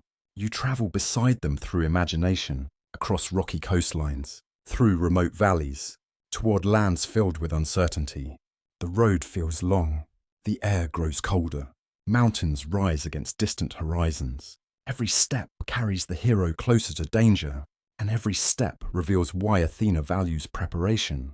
Before confronting Medusa, Perseus must gather essential tools, sacred gifts, divine resources, knowledge. The process resembles strategy rather than adventure. Athena understands something crucial. Success often depends upon choices made long before the decisive moment. This principle defines her approach to life. A battle may last minutes. Preparation lasts months. A crisis may arrive suddenly. Wisdom begins much earlier. Again and again, Athena teaches through example. Perseus learns to think ahead, to anticipate obstacles, to value planning. These lessons matter as much as any magical weapon, perhaps more. Eventually, the journey reaches its most dangerous stage, the land of the Gorgons. Ancient storytellers described the region in haunting detail. Silent, remote, unnatural. The air feels heavy. The landscape appears frozen. Everywhere stand statues, not sculptures, victims. Men and women turn to stone by Medusa's gaze. You walk among them. Moonlight illuminates lifeless faces. The wind whispers through empty spaces. The silence feels overwhelming. Every statue tells a story. Every statue represents failure. The scene reveals the true danger of the task. Perseus pauses. Perhaps fear enters his heart. If so, no one could blame him. Fear often accompanies wisdom. Only fools feel no fear at all. Athena understands this. She does not demand recklessness. She demands clarity. Then comes the gift that makes the quest possible. A polished shield, bright as still water, reflective as a mirror. Athena provides it with careful instruction. Do not look directly. Look only at the reflection. The advice seems simple. Its significance runs deeper. Ancient audiences loved the symbolism. The goddess of wisdom defeats terror, not through force, but through perspective. The lesson resonates beyond mythology. Certain truths become visible only indirectly. Certain dangers require thought rather than aggression. Certain monsters cannot be faced in the obvious way. The shield embodies Athena's philosophy perfectly, and now comes the decisive moment. Perseus enters Medusa's lair. The night feels unnaturally still. Cold air touches his skin. Stone figures surround him. The polished shield reflects moonlight softly. Slowly he advances, carefully, deliberately, not looking forward, looking downward, watching the reflection. Athena remains close. Whether physically present or spiritually guiding him depends upon the version. The effect remains the same. Wisdom accompanies courage. At last, Medusa appears. The reflection reveals her sleeping form. Snakes coil through her hair. Ancient power radiates from her presence. Even now, centuries later, she remains one of mythology's most unforgettable figures, and perhaps one of its most misunderstood. Some traditions portray pure monstrosity, others preserve tragedy. The ambiguity never entirely disappears. Athena herself may understand more than the stories reveal. Yet the quest has reached its climax. Perseus acts. The moment passes quickly. The challenge ends. The impossible becomes possible. Not because the hero was strongest, not because he was fearless, because he listened, because he prepared, because wisdom guided action. Athena's influence has achieved its first great success. The lesson spreads across Greece. People remember the shield, the strategy, the reflection. Again and again, the story reinforces the same theme. Intelligence transforms destiny. Thought overcomes obstacles brute force cannot. Yet victory creates consequences. It always does. Medusa's death changes countless futures. Heroes will rise because of it. Monsters will emerge because of it. New stories begin where old stories end. Athena understands this better than most. Every choice echoes forward. Every solution creates new questions. As Perseus returns home, carrying fame and accomplishment, the goddess watches with quiet satisfaction. Not pride alone. Something deeper, purpose. For the first time, she sees the full potential of mentorship. A hero's victory can inspire generations. A wisely guided life can alter history. And somewhere beyond the horizon, another conflict is already taking shape. One far larger than a single monster. One involving kings, warriors, and an entire city destined for destruction. The fires of Troy have not yet been lit, but fate has already begun gathering the wood. And Athena's role in that coming storm will test her wisdom more severely than ever before. Years passed. The olive trees of Greece continued to grow. Children became adults. Sailors crossed familiar seas. New temples rose beside ancient shrines. Seasons moved across the land like slow breaths beneath the gaze of the gods. Athena watched it all. Her influence spread steadily through the mortal world. Heroes carried stories of her guidance. Cities honored her wisdom. Kings sought her counsel through priest dreams and sacred rituals. The goddess had become something more than a divine protector. She had become a symbol of intelligent action, of disciplined thought, of wisdom applied to difficult choices. Yet wisdom is easiest during peaceful times. Its true test comes during conflict, and soon the greatest conflict of the age would arrive. A conflict so vast that poets would remember it for thousands of years. The War of Troy, Trojan War. You stand beside Athena on a high ridge overlooking the mortal world. The air feels cool. Stars shine brightly above the sea. Far below, hundreds of small fires glow across scattered kingdoms. Each light represents a life, a family, a future. Most of those futures do not yet realize they are moving toward war. But fate already knows. The Greeks often imagined destiny like a thread being woven. A thread may seem insignificant by itself, yet eventually countless threads form a tapestry. The Trojan War begins exactly that way. Not with armies, not with bloodshed, but with choices, small choices, human choices. And Athena becomes involved long before the first battle begins. One ancient story tells of a wedding feast, a celebration meant to unite divine and mortal worlds. Music fills the air, torches illuminate the night, wine flows freely, guests laugh and celebrate. Yet one figure arrives carrying resentment, Eris. The goddess of discord leaves behind a golden apple. Upon it appear simple words, "For the fairest." Immediately conflict begins. Several goddesses believe the prize belongs to them. Among them stands Athena. Also present are Hera and Aphrodite.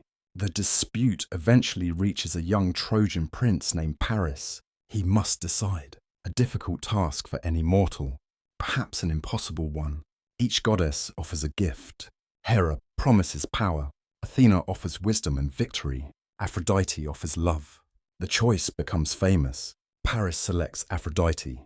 The consequences ripple outward. Ancient storytellers often treated this moment as the beginning of Troy's fate. Yet Athena's reaction varies across traditions. Some portray anger, others emphasize disappointment. Still others focus on principle rather than personal insult. The exact emotion remains uncertain, but one fact becomes clear. When war eventually arrives, Athena supports the Greek side, and her involvement will shape the conflict profoundly. Years later, armies gather, ships fill harbors, bronze armor gleams beneath the sun. Thousands of warriors prepare for a journey across the sea. You stand upon a rocky shoreline as the fleet departs. The smell of salt fills the air. Sails snap in the wind. Oars cut through dark water. Voices echo across crowded decks. The scene feels magnificent and tragic, because wisdom can already see what many warriors cannot. War creates suffering, even victorious wars. Athena understands this. Yet she also understands duty, loyalty, commitment. The tension between those values becomes one of the defining struggles of her life. When the armies reach Troy, the conflict begins and continues year after year. One season becomes another, then another. The war stretches across a decade. Children grow up knowing only conflict. Entire lives unfold beneath its shadow. For Athena, the experience becomes deeply complicated. She admires courage. She respects discipline. She values strategic thinking. The battlefield contains all these qualities, yet it also contains grief, loss, waste. The contradiction troubles her, perhaps more than many later retellings acknowledge. Again and again, she witnesses talented individuals destroyed by pride, kings refusing compromise, warriors seeking glory, leaders ignoring wise advice. The same lessons return repeatedly, only now the consequences are measured in lives rather than arguments. One evening, an omen appears. Athena dreams of an olive tree growing within a battlefield. The roots spread through broken shields and abandoned weapons. The branches reach upward towards sunlight. Yet every time a new branch appears, another part of the tree withers. The image feels unsettling, beautiful, yet sorrowful. When she awakens, the meaning remains unclear. Ancient dreams rarely explained themselves. The olive tree symbolizes civilization, growth, peace, but it is growing among ruins. Perhaps the dream reflects a difficult truth. Civilizations often emerge through conflict. History advances, yet people suffer. Wisdom recognizes both realities simultaneously. This understanding shapes Athena's actions throughout the war. She supports heroes who display intelligence and restraint. She encourages strategy over recklessness. She rewards discipline. Not surprisingly, many of her favored champions share these qualities. Among them stands one figure whose relationship with Athena will become legendary. A clever king named Odysseus. Unlike many warriors, Odysseus relies primarily upon thought. His greatest weapon is not strength, it is insight, adaptability, patience. Athena recognizes a kindred spirit immediately. The bond forms naturally. Where others rush forward, Odysseus evaluates. Where others react emotionally, he considers consequences. The similarities fascinate her, and as the years pass, mutual respect deepens. Yet before their story truly begins, the war must continue. You walk beside Athena through countless scenes of conflict. moonlit camps, smouldering battlefields, quiet moments between storms of violence. The goddess remains composed, observant, thoughtful, but not untouched. No one can witness so much suffering without reflection. Even an immortal, perhaps especially an immortal, because immortals remember everything. One of the great themes emerging during this period is responsibility. Athena cannot control every outcome. She cannot prevent every tragedy. Wisdom has limits. The realization feels humbling and important. Many mortals pray for certainty. Many wish wisdom could eliminate suffering entirely. Athena knows better. Wisdom does not guarantee perfect outcomes. It improves choices, nothing more, nothing less. As the 10th year approaches, another prophecy begins circulating through both camps. Rumors spread among priests and seers. Dreams trouble kings. Birds behave strangely. The signs suggest that Troy's fate is approaching, but the city will not fall through strength alone. A different path must be found, a path requiring intelligence, patience, deception, the qualities Athena understands best. Far from the battlefield, sacred owls appear near several temples on the same night. Priests interpret the event as a divine signal. Something is changing. The end approaches. Athena senses it too. The war has become a puzzle waiting for its final solution, and among all the heroes gathered before Troy, only one man seems capable of seeing that solution clearly. Odysseus. Soon, their partnership will deepen. Soon, wisdom will reveal its most famous strategy. And soon, the fate of an entire city will rest not upon the strongest warrior, but upon the cleverest mind. For the greatest victories are not always won by force. Sometimes they are won by understanding how people think. And Athena is about to guide one of mythology's most brilliant examples. The war finally ended. After 10 long years, the fires of Troy faded into memory. Smoke drifted above ruined walls. The cries of battle disappeared into silence. Ships prepared to return home. Warriors gathered what remained of their lives and turned toward the sea. For many, the journey seemed finished. For Odysseus, it had only begun. You stand beside Athena on a cliff overlooking the restless waters of the Aegean. The morning sky glows pale gold. Cool sea wind touches your face. Far below, waves break against black stone with patient rhythm. The goddess watches a single ship disappearing toward the horizon.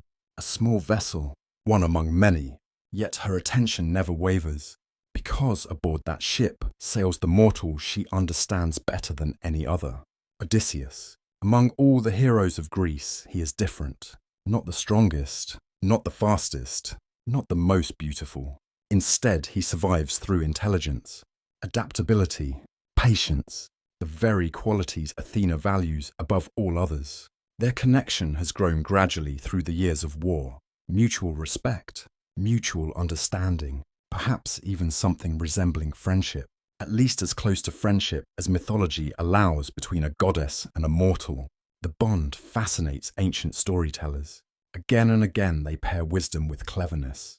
Divine intelligence beside human ingenuity, each strengthening the other. Yet the relationship is not simple. No relationship in Greek mythology ever is. Athena admires Odysseus, but admiration creates investment. Investment creates concern, and concern inevitably leads to worry. Because the sea ahead contains dangers, no strategy can completely eliminate. Soon those dangers begin revealing themselves. The Greeks preserved these adventures most famously in the epic tradition surrounding Odysseus's long return home. Some stories emphasize monsters, others emphasize temptation, still others focus on endurance. Yet beneath every episode lies a deeper theme. Survival, not victory, not conquest, survival. Athena understands the distinction immediately. War rewards strength. Survival requires wisdom. The difference matters. One night, shortly after leaving Troy, Odysseus experiences a dream. He stands upon an endless shoreline. The sea stretches toward every horizon. No land appears. No stars guide the darkness. Then an owl lands beside him. Its silver eyes remain fixed upon the distant water. The bird speaks only a single sentence. Know where home is. The dream ends. Simple, mysterious, powerful. Athena rarely provides direct instructions. She prefers reminders, questions, small moments of clarity. The dream reflects her style perfectly. Know where home is, not merely a location, a purpose, an identity, a reason to continue. The advice becomes increasingly important as the journey grows more difficult, because soon Odysseus begins losing things: ships, companions, time, certainty. Again and again obstacles appear. Storms scatter fleets. Strange islands lure travelers away from their goals. Monsters emerge from darkness. Each challenge threatens not only survival, but memory. Who are you when the journey lasts too long? Who are you when hope begins fading? Athena watches these struggles carefully. The emotional dimension matters as much as physical danger. Wisdom must protect identity as well as life. This understanding reveals something important about the goddess herself. Earlier in her story, Athena focused on achievement. Now she increasingly focuses on preservation, helping people remain true to themselves, helping them endure. The shift reflects maturity, wisdom evolving beyond cleverness into something deeper. You travel beside her through imagination as she observes Odysseus's trials. Moonlit seas, lonely horizons, remote islands surrounded by mist. Every setting feels dreamlike, yet every challenge remains intensely personal. One episode particularly captures Athena's attention. Odysseus and his companions become trapped by the Cyclops, Polyphemus, a giant, powerful, violent. The situation appears hopeless. Raw strength offers no solution. Direct confrontation guarantees failure. Again, the familiar pattern emerges, a problem requiring thought rather than force. Odysseus survives through ingenuity, a plan, a disguise, patience. Athena does not solve the challenge for him. She does not intervene dramatically. Instead, she witnesses something satisfying. The hero applies the very lessons she values. Intelligence creates opportunity where strength cannot. The success feels meaningful, yet it also generates consequences. Polyphemus is the son of Poseidon, and Poseidon remembers insults. The old rivalry between sea god and wisdom goddess suddenly gains a new dimension. Athena supports Odysseus. Poseidon opposes him. The conflict becomes personal. Not openly, not always, but undeniably. Ancient audiences would have recognized the symbolism immediately. Sea and strategy, force and intelligence, chaos and planning. The same themes continue repeating. Years earlier, they shaped the contest for Athens. Now they shape a hero's fate. The consequence chain stretches across decades. Nothing exists in isolation. Athena understands this better than most. Each choice creates future choices. Each action generates reactions. The web grows larger, more complicated, more beautiful, and sometimes more painful. As the years pass, Odysseus' suffering deepens. His journey grows longer. His hope occasionally weakens. Athena's concern grows accordingly. One of the most revealing aspects of their relationship appears during this period. The goddess does not admire perfection. She admires persistence. Odysseus makes mistakes, many mistakes. He becomes proud, impatient, careless. At times he creates his own problems. Yet Athena continues supporting him, not because he is flawless, because he learns. This distinction matters enormously. Wisdom values growth more than perfection. The realization reflects Athena's own development. After Arachne, after Troy, after years observing mortals, she increasingly appreciates resilience, the abilities to continue despite failure. Another dream arrives during the darkest period of Odysseus's travels. This time Athena dreams as well, a rare occurrence. In the vision, she walks through an olive grove at night. The trees appear ancient, their branches heavy with fruit. At the center stands a single tree split by lightning. Yet despite the damage, new leaves continue growing. The image feels clear: survival, endurance, renewal. The dream reminds her of something she occasionally forgets. Wisdom is not merely knowing the correct path. Wisdom is continuing after losing it. The lesson applies equally to gods and mortals. Meanwhile, years continue passing. An entire generation grows older. Children become adults. Kingdoms change. The world moves forward. Yet Odysseus remains absent from home. Athena finds this increasingly difficult to accept, not because fate is unfair. Mythology rarely promises fairness, because the journey has become excessive. The hero has learned enough, suffered enough, endured enough. The time for return approaches. Eventually, Athena acts more directly. She speaks before the Olympians. She argues for Odysseus, not with anger, not with demands, with reason, patience, evidence. The approach reflects her character perfectly, and gradually the resistance weakens. Even among gods, wisdom sometimes prevails. The long journey begins moving toward its conclusion. Home lies ahead, yet another challenge remains, perhaps the most difficult challenge of all. Because returning home is not the same as reclaiming it. Years of absence have transformed everything, and the skills required to survive monsters differ from those required to rebuild a life. Athena understands this. The final stage of Odysseus' story will require subtlety, restraint, recognition, qualities deeper than heroism. As evening settles across Olympus, the goddess gazes once more toward the distant sea. The stars appear one by one. Owls move silently through the darkness. The air smells faintly of olive wood and sacred fire. Somewhere far away, a weary sailor continues moving toward home. And Athena realizes something important. Among all her relationships, this one has changed her most. Not because Odysseus is her greatest hero, but because he reminds her what wisdom truly exists to protect. Not power, not glory, not victory. The fragile human hope of finding one's way home. And soon after years of wandering, that hope will finally be tested one last time. After Odysseus finally returned home, a strange quiet settled over Athena's life, not true silence. The world never becomes silent. Waves continued striking harbour walls. Temple fires continued burning beneath star-filled skies. Kings continued seeking advice. Craftsmen continued offering prayers before beginning difficult work. Life moved forward as it always had. Yet something felt different. A chapter had closed. You stand beside Athena upon the heights of Olympus. The evening air feels cool against your skin. Far below, countless lights glow across Greece like scattered stars fallen upon the earth. The goddess watches them quietly, not with triumph, not with celebration, with reflection.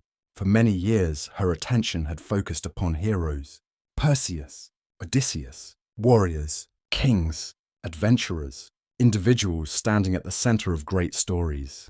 But now another realization begins taking shape. Heroes are rare. Ordinary people are not.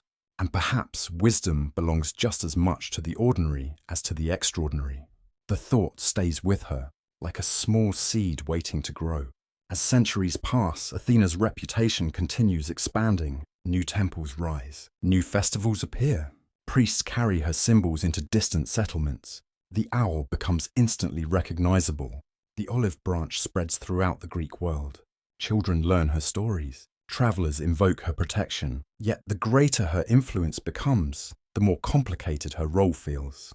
Because wisdom creates expectations, and expectations become burdens.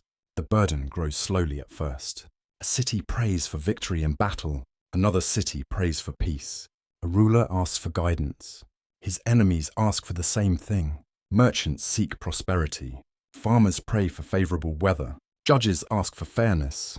Poets ask for inspiration. The requests never end. Never. Athena listens. Again and again. Year after year. Generation after generation. The experience changes her understanding of wisdom. When she was young, wisdom seemed clear. A matter of choosing the correct path. Finding the best solution. Making the right decision. But real life rarely offers perfect choices. The older she becomes, the more often she encounters difficult truths. Sometimes every available option carries pain. Sometimes justice and mercy pull in different directions. Sometimes two worthy goals cannot coexist. These realizations deepen her character, and perhaps they create loneliness. The Greeks often imagined wisdom as a blessing, but they also understood its cost. To see clearly is not always comfortable. To understand consequences is not always pleasant. The wise person notices dangers others overlook. The wise person recognizes complexity where others see certainty. Athena experiences this repeatedly. One autumn evening, a dream comes. The dream feels unlike any she has known before. She stands alone within a vast library. Endless shelves stretch beyond sight. Thousands of scrolls fill the darkness. Some glow softly, others remain hidden in shadow. As she walks between them, she realizes something unsettling. Every scroll contains a different future. Every future contains mistakes, even the best futures, even the wisest choices. No path remains perfect. No decision avoids every loss. A voice emerges from somewhere beyond the shelves. Understanding is heavier than certainty. Then silence. Athena awakens troubled. The dream lingers long afterward, perhaps because it contains truth. The burden of wisdom is not knowing everything. It is recognizing how much remains uncertain. Ancient philosophers would later wrestle with similar ideas. Knowledge reveals complexity. Complexity creates humility. Humility creates wisdom. Athena begins embodying that cycle, not as an abstract concept, as lived experience. You accompany her through centuries of changing history. The world below never stops transforming. Cities expand, trade routes grow, political alliances shift, old heroes become legends, new generations reinterpret ancient stories. Athena remains constant, yet even she evolves. The goddess who once competed with Arachne now appears more patient. The goddess who once focused upon proving herself now spends more time teaching others. Growth continues. Even immortals are not entirely static. This idea fascinated Greek storytellers. Their gods possessed eternal existence, yet their personalities could still deepen. Relationships could still change. Lessons could still be learned. Athena's relationship with Zeus reflects this evolution beautifully. In earlier years, she often stood beside him as advisor. Now she becomes something more, a trusted partner in maintaining order. Their bond strengthens over time, not because they always agree, because they understand one another. Zeus recognizes her judgment. Athena understands his responsibilities. Together they form a balance between authority and wisdom. The relationship remains one of the healthiest among the Olympians, a rare achievement in Greek mythology. Yet even this connection contains complexity. Athena occasionally sees flaws in her father. Moments of anger, moments of pride, moments when power clouds judgment. She notices them because wisdom notices everything. The question becomes how to respond. Condemnation achieves little. Blind loyalty achieves less. Instead, Athena chooses guidance, patience, gentle correction when possible. The approach reflects maturity, perhaps also affection. Far below Olympus, another development unfolds. Athena's worship begins expanding beyond warriors and rulers. Craftsmen increasingly associate themselves with her. Builders, potters, weavers, architects, metalworkers. The connection feels natural. Creation requires intelligence, planning, discipline, the same qualities Athena values. This growing relationship brings her quiet satisfaction. Heroes may shape history. Builders shape daily life. A temple standing for centuries influences more people than a single battle. The realization broadens her perspective. Again, the theme returns. Wisdom belongs everywhere, not only in moments of crisis, not only in legendary adventures, in ordinary work, ordinary relationships, ordinary choices. The lesson seems simple, yet it may be one of the deepest truths Athena ever learns. One winter evening, a mysterious omen appears near Athens. An owl lands atop a temple roof during a fierce storm. Lightning flashes across dark clouds. Rain lashes the city. Yet the bird remains completely still, watching, waiting, unmoved by the chaos around it. Priests interpret the sign in different ways. Some see courage, others see endurance. A few claim it symbolizes wisdom itself, remaining calm while storms rage. Athena hears these interpretations and smiles, not because any single explanation is correct, because all of them contain pieces of truth. Wisdom rarely consists of one answer. More often it resembles a mosaic, many small truths forming a larger picture. The years continue passing. Mortals come and go. Generations rise and disappear. Athena remains, watching, teaching, reflecting. Yet the longer she exists, the more another question begins occupying her thoughts. What happens after the heroes are gone? What remains after stories fade? What legacy survives beyond individual lives? The question grows increasingly important because Athena is no longer merely shaping heroes, she is shaping civilizations. And civilizations remember differently than people do. Their memory lives in buildings, in laws, in traditions, in knowledge passed from teacher to student. The realization marks another turning point. The goddess begins looking beyond individual destinies, towards something larger, something lasting, toward the future of human achievement itself. And as another dawn approaches over the marble cities of Greece, Athena senses a new chapter beginning, not one centered on warriors, not one centered on kings, but on ideas, skills, knowledge, the countless invisible threads connecting one generation to the next. For wisdom's greatest legacy may not be found upon battlefields at all. It may be found in the minds and hands of ordinary people. And Athena is about to discover just how powerful those hands can become. The sun rose over Greece in a wash of gold and silver. Morning mist drifted through valleys. Fishing boats slipped quietly from harbour walls. The scent of olive wood smoke floated upward from waking villages. Another ordinary day had begun. Or at least it seemed ordinary. Athena had lived long enough to recognize a hidden truth. Most of history is made from ordinary days. Not wars, not prophecies, not legendary battles. History grows through countless small actions repeated across generations. A mason placing stone upon stone, a teacher sharing knowledge, a craftswoman teaching an apprentice, a parent guiding a child. These quiet moments rarely become famous. Yet civilizations depend upon them. You stand beside Athena as she gazes across the mortal world. The morning air feels cool and fresh. Below, thousands of people begin their work. Potters shape clay. Blacksmiths tend glowing furnaces. Shipbuilders smooth wooden planks. Architects study measurements. Scribes sharpen reeds and prepare ink. The sight fills Athena with a particular kind of satisfaction, different from the pride of victory. Different from the excitement of heroic quests, deeper, calmer, because these people represent something she values profoundly, human potential. The Greeks often remembered Athena as a warrior goddess, yet they remembered another side just as strongly, the patron of crafts, learning, innovation, practical intelligence, the protector of those who build rather than destroy. As centuries passed, this aspect of her identity became increasingly important and perhaps increasingly dear to her heart. The reason is simple. Heroes achieve greatness alone. Civilizations achieve greatness together. Athena begins spending more attention upon the second. One afternoon, she walks unseen through Athens.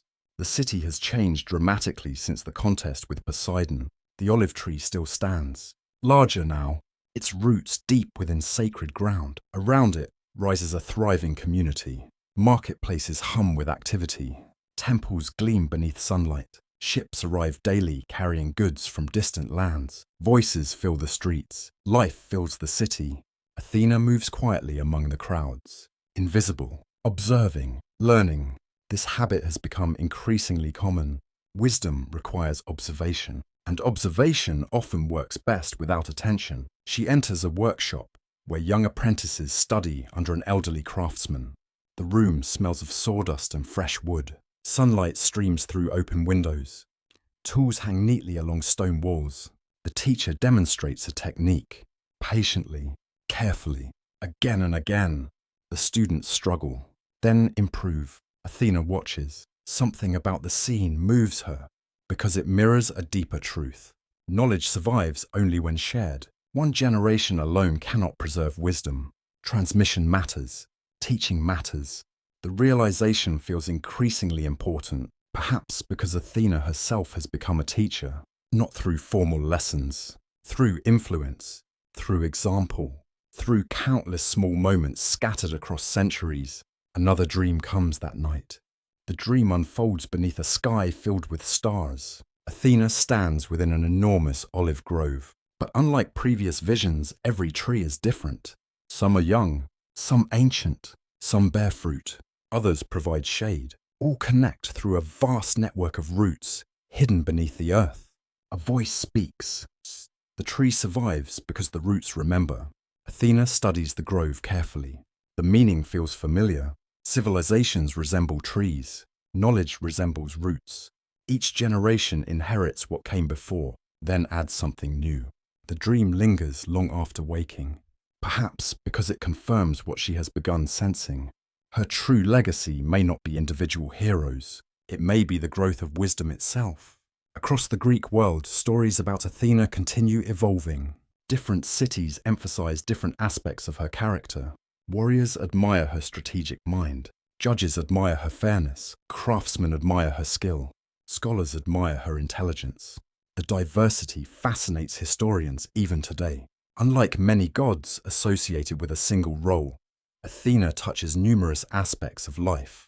The reason becomes clearer as time passes. Wisdom adapts. Wisdom belongs wherever thoughtful action matters. And thoughtful action matters almost everywhere. You accompany Athena through a series of quiet visits. A shipyard near the sea.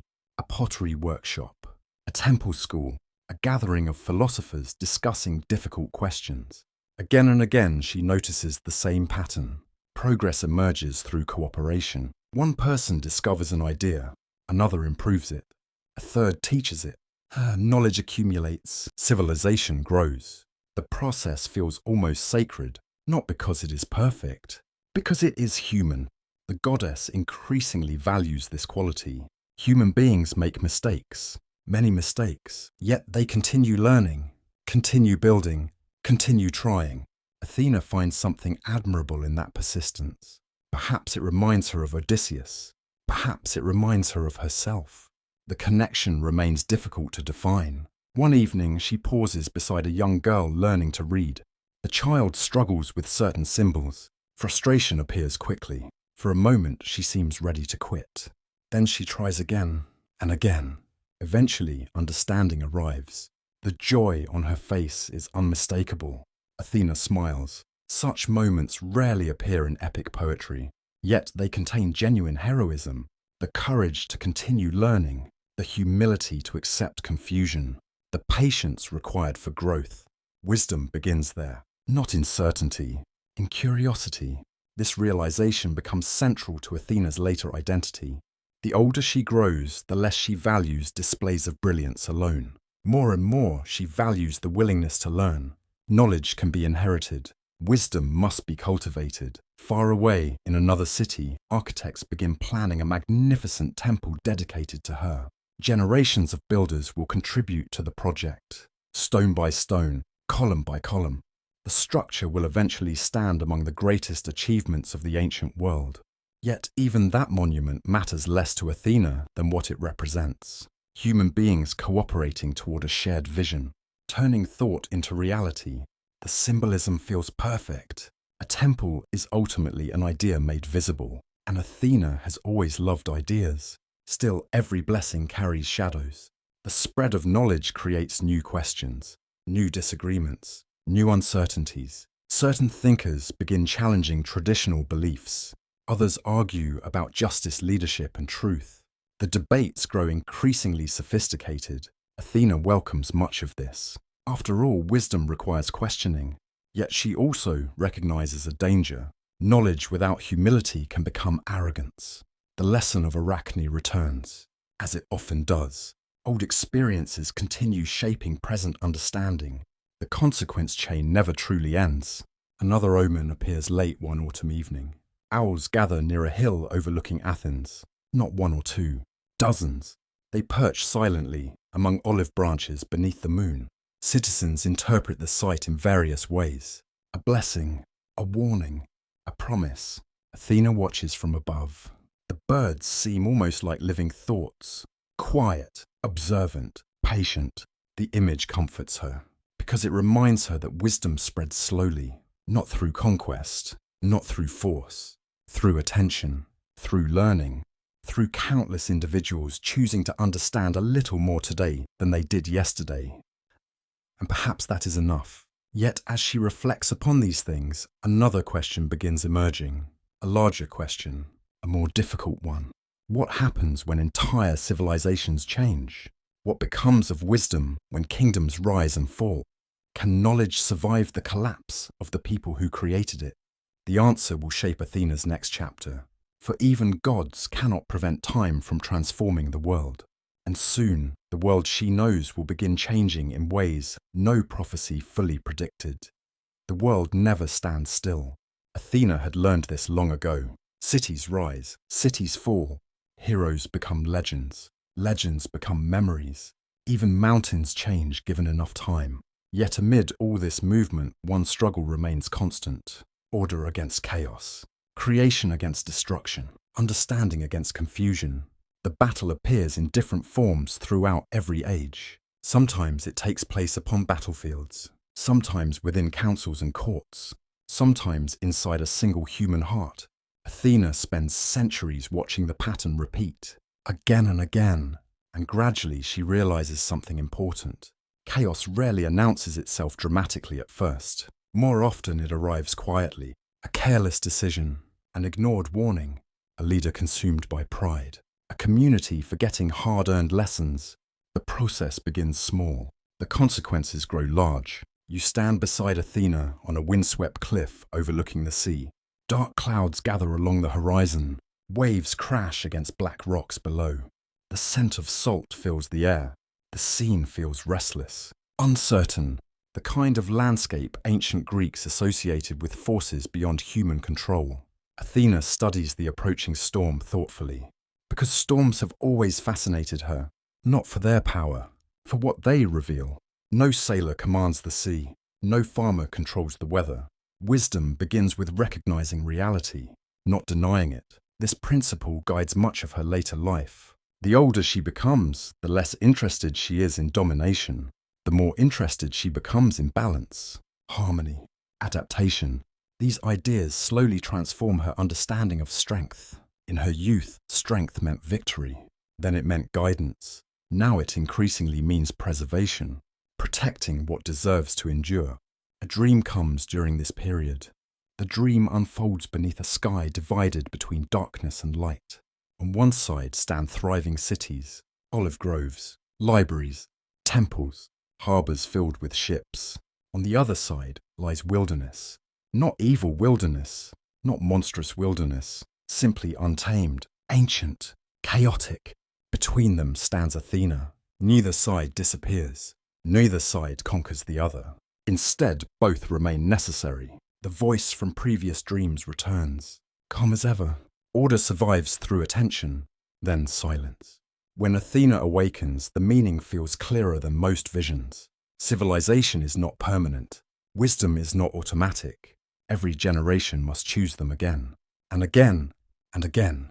The lesson becomes increasingly relevant as the Greek world changes. New powers emerge. New conflicts appear. Old traditions evolve. Nothing remains frozen in time.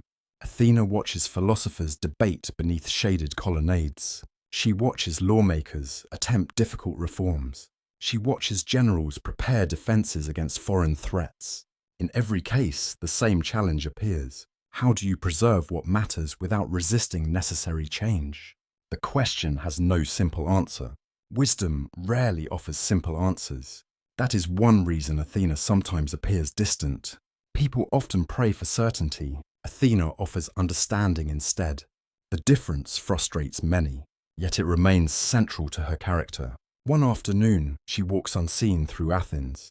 The city hums with life. Merchants call from market stalls. Children race through narrow streets. Builders repair aging walls. Everything appears healthy, prosperous, stable. Yet Athena notices small signs others miss. A neglected shrine, a careless official, a dispute growing quietly between neighbours. None seem important alone. Together they matter, because disorder often begins through neglect. The observation reminds her of weaving. A single broken thread may seem insignificant. Ignore enough threads, and the entire pattern unravels. The metaphor feels appropriate. Many of Athena's lessons eventually return to weaving, perhaps because civilization itself resembles a tapestry, countless individual strands creating something larger, and every strand matters. You accompany her into a temple courtyard as evening approaches.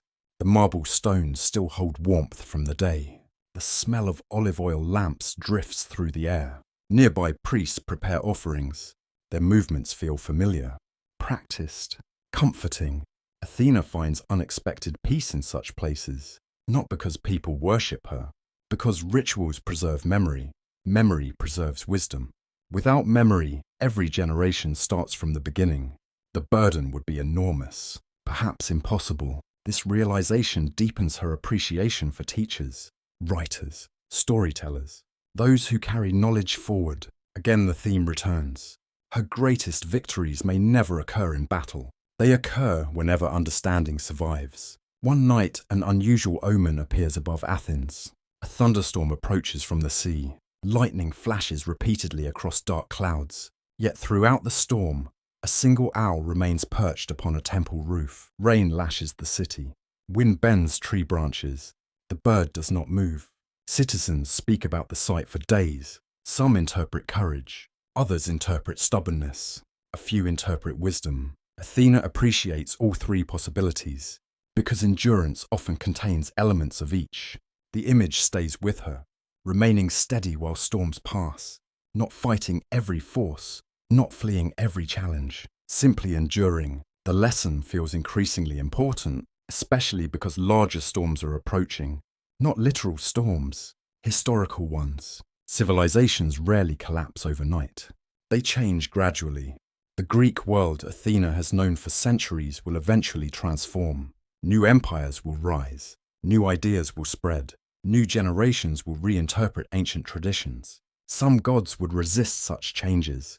Athena finds herself more thoughtful, more curious. Wisdom adapts, or it ceases to be wisdom. The insight surprises her, perhaps because it represents another stage of growth.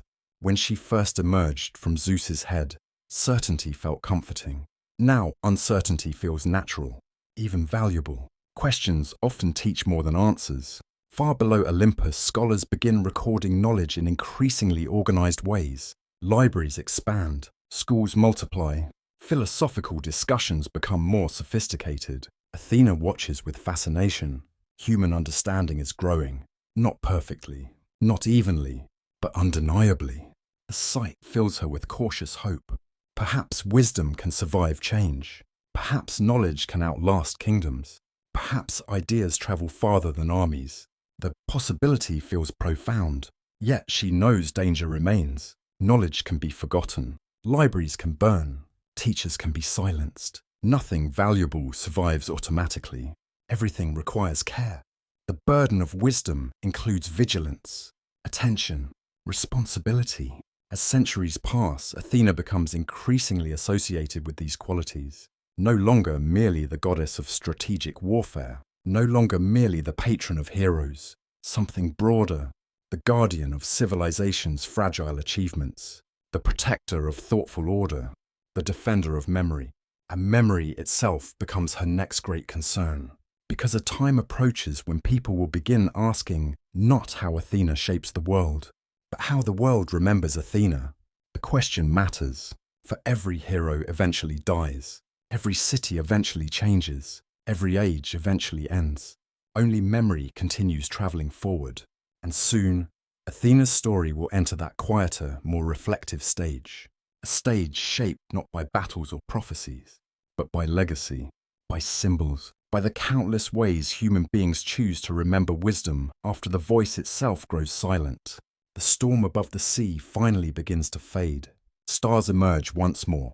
The owl remains upon the temple roof, watching, waiting, patient as ever, and Athena understands that another chapter is beginning, one concerned not with preserving cities alone, but with preserving meaning. The centuries moved like slow waves across the shores of time. Kings came and went, wars began and ended, trade routes shifted across the Mediterranean. Entire generations lived and disappeared beneath the stars. Yet Athena remained, not only upon Olympus, not only within myths, but increasingly within the physical world itself. Stone remembered her, fire remembered her, cities remembered her. You stand beside her as dawn spreads across Athens. The first sunlight touches marble columns high above the city. The air smells of olive trees and distant sea salt. Below, thousands of people begin another ordinary day, and above them rises one of the greatest tributes ever built to a goddess, a temple, magnificent, radiant, enduring. The ancient Greeks expressed devotion through architecture unlike almost any civilization before them. They did not simply tell stories about their gods. They built stories in stone, and few gods received more impressive monuments than Athena. As the years passed, her image appeared throughout the Greek world. Temples crowned hilltops, shrines stood beside roads, sacred statues occupied public spaces. Travelers encountered her presence almost everywhere. The phenomenon fascinated later historians. Why did Athena inspire such devotion? Why did communities repeatedly choose her as a symbol? The answers vary. Some admired her wisdom, others respected her role as protector. Many loved the balance she represented, strength guided by thought, power restrained by responsibility. The combination felt timeless, and perhaps increasingly necessary. Athena herself observes these developments with mixed emotions.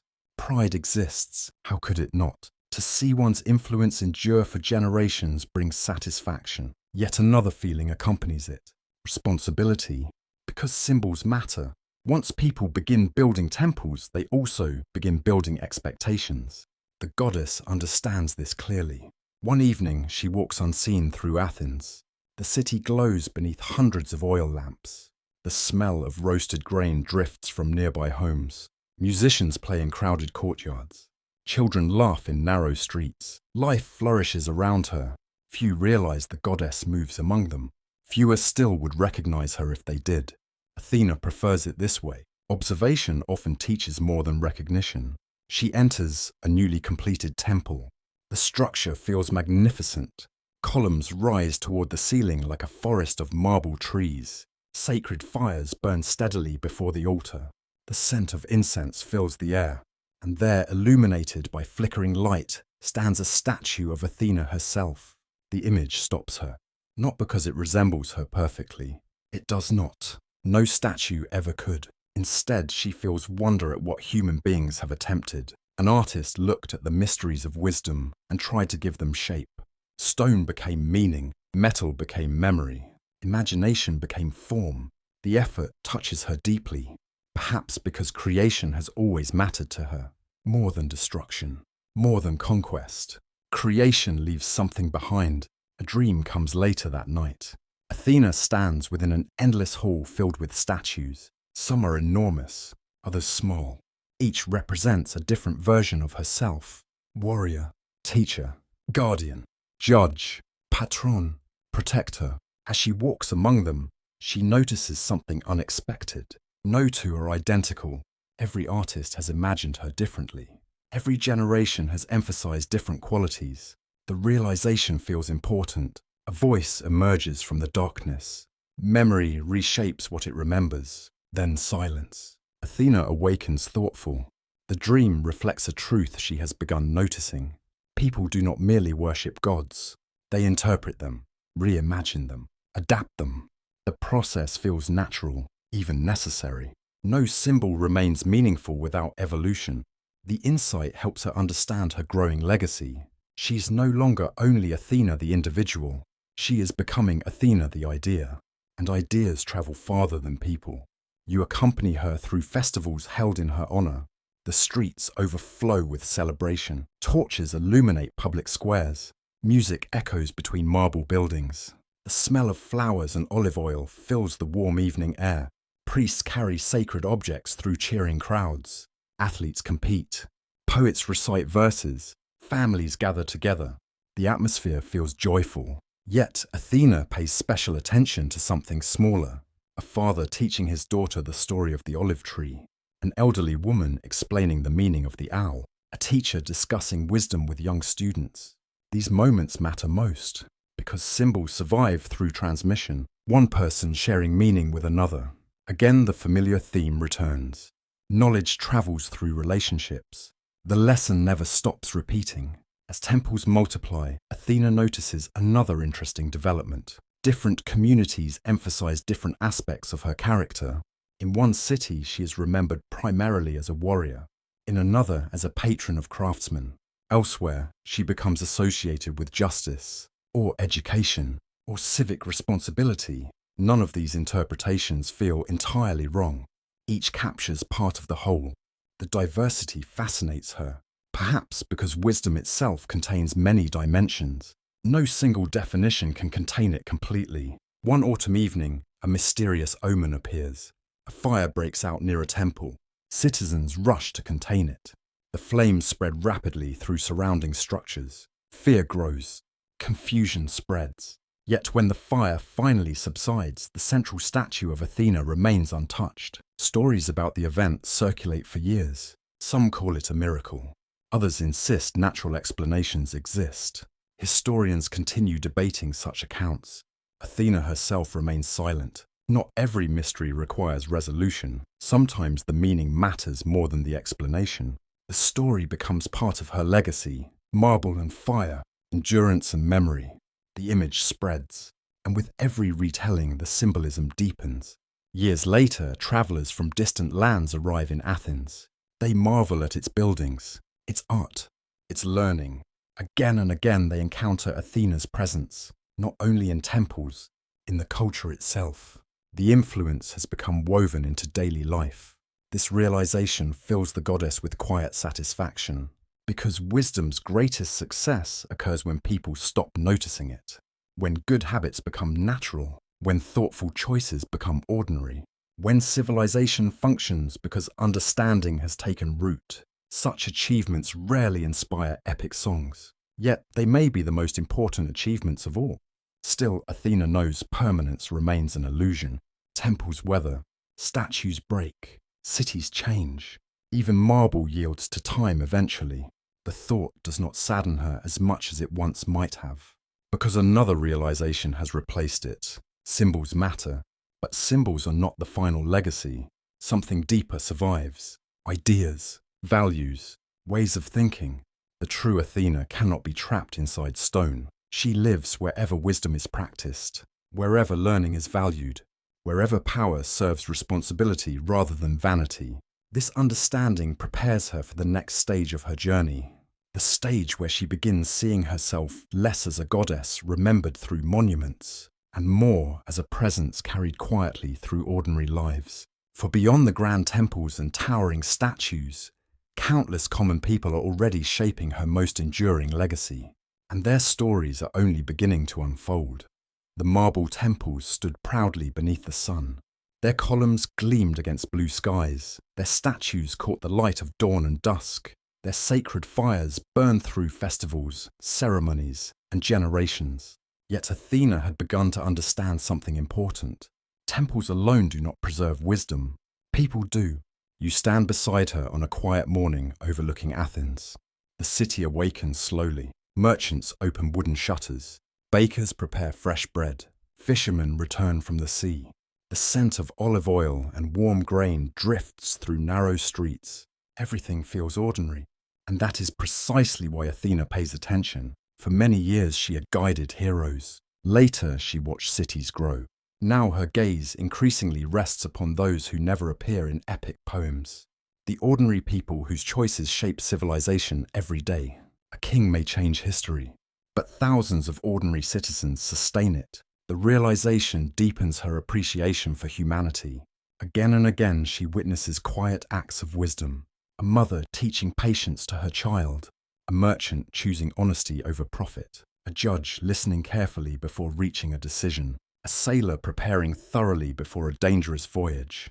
None of these moments seem legendary, yet together they form the foundation upon which societies stand. Athena finds beauty in that truth, perhaps even comfort. The goddess who once stood beside heroes now spends more time observing workshops, marketplaces, and schools. She discovers wisdom everywhere, not only among the educated, not only among the powerful. Wisdom appears wherever people reflect before acting. The lesson feels profound and strangely hopeful.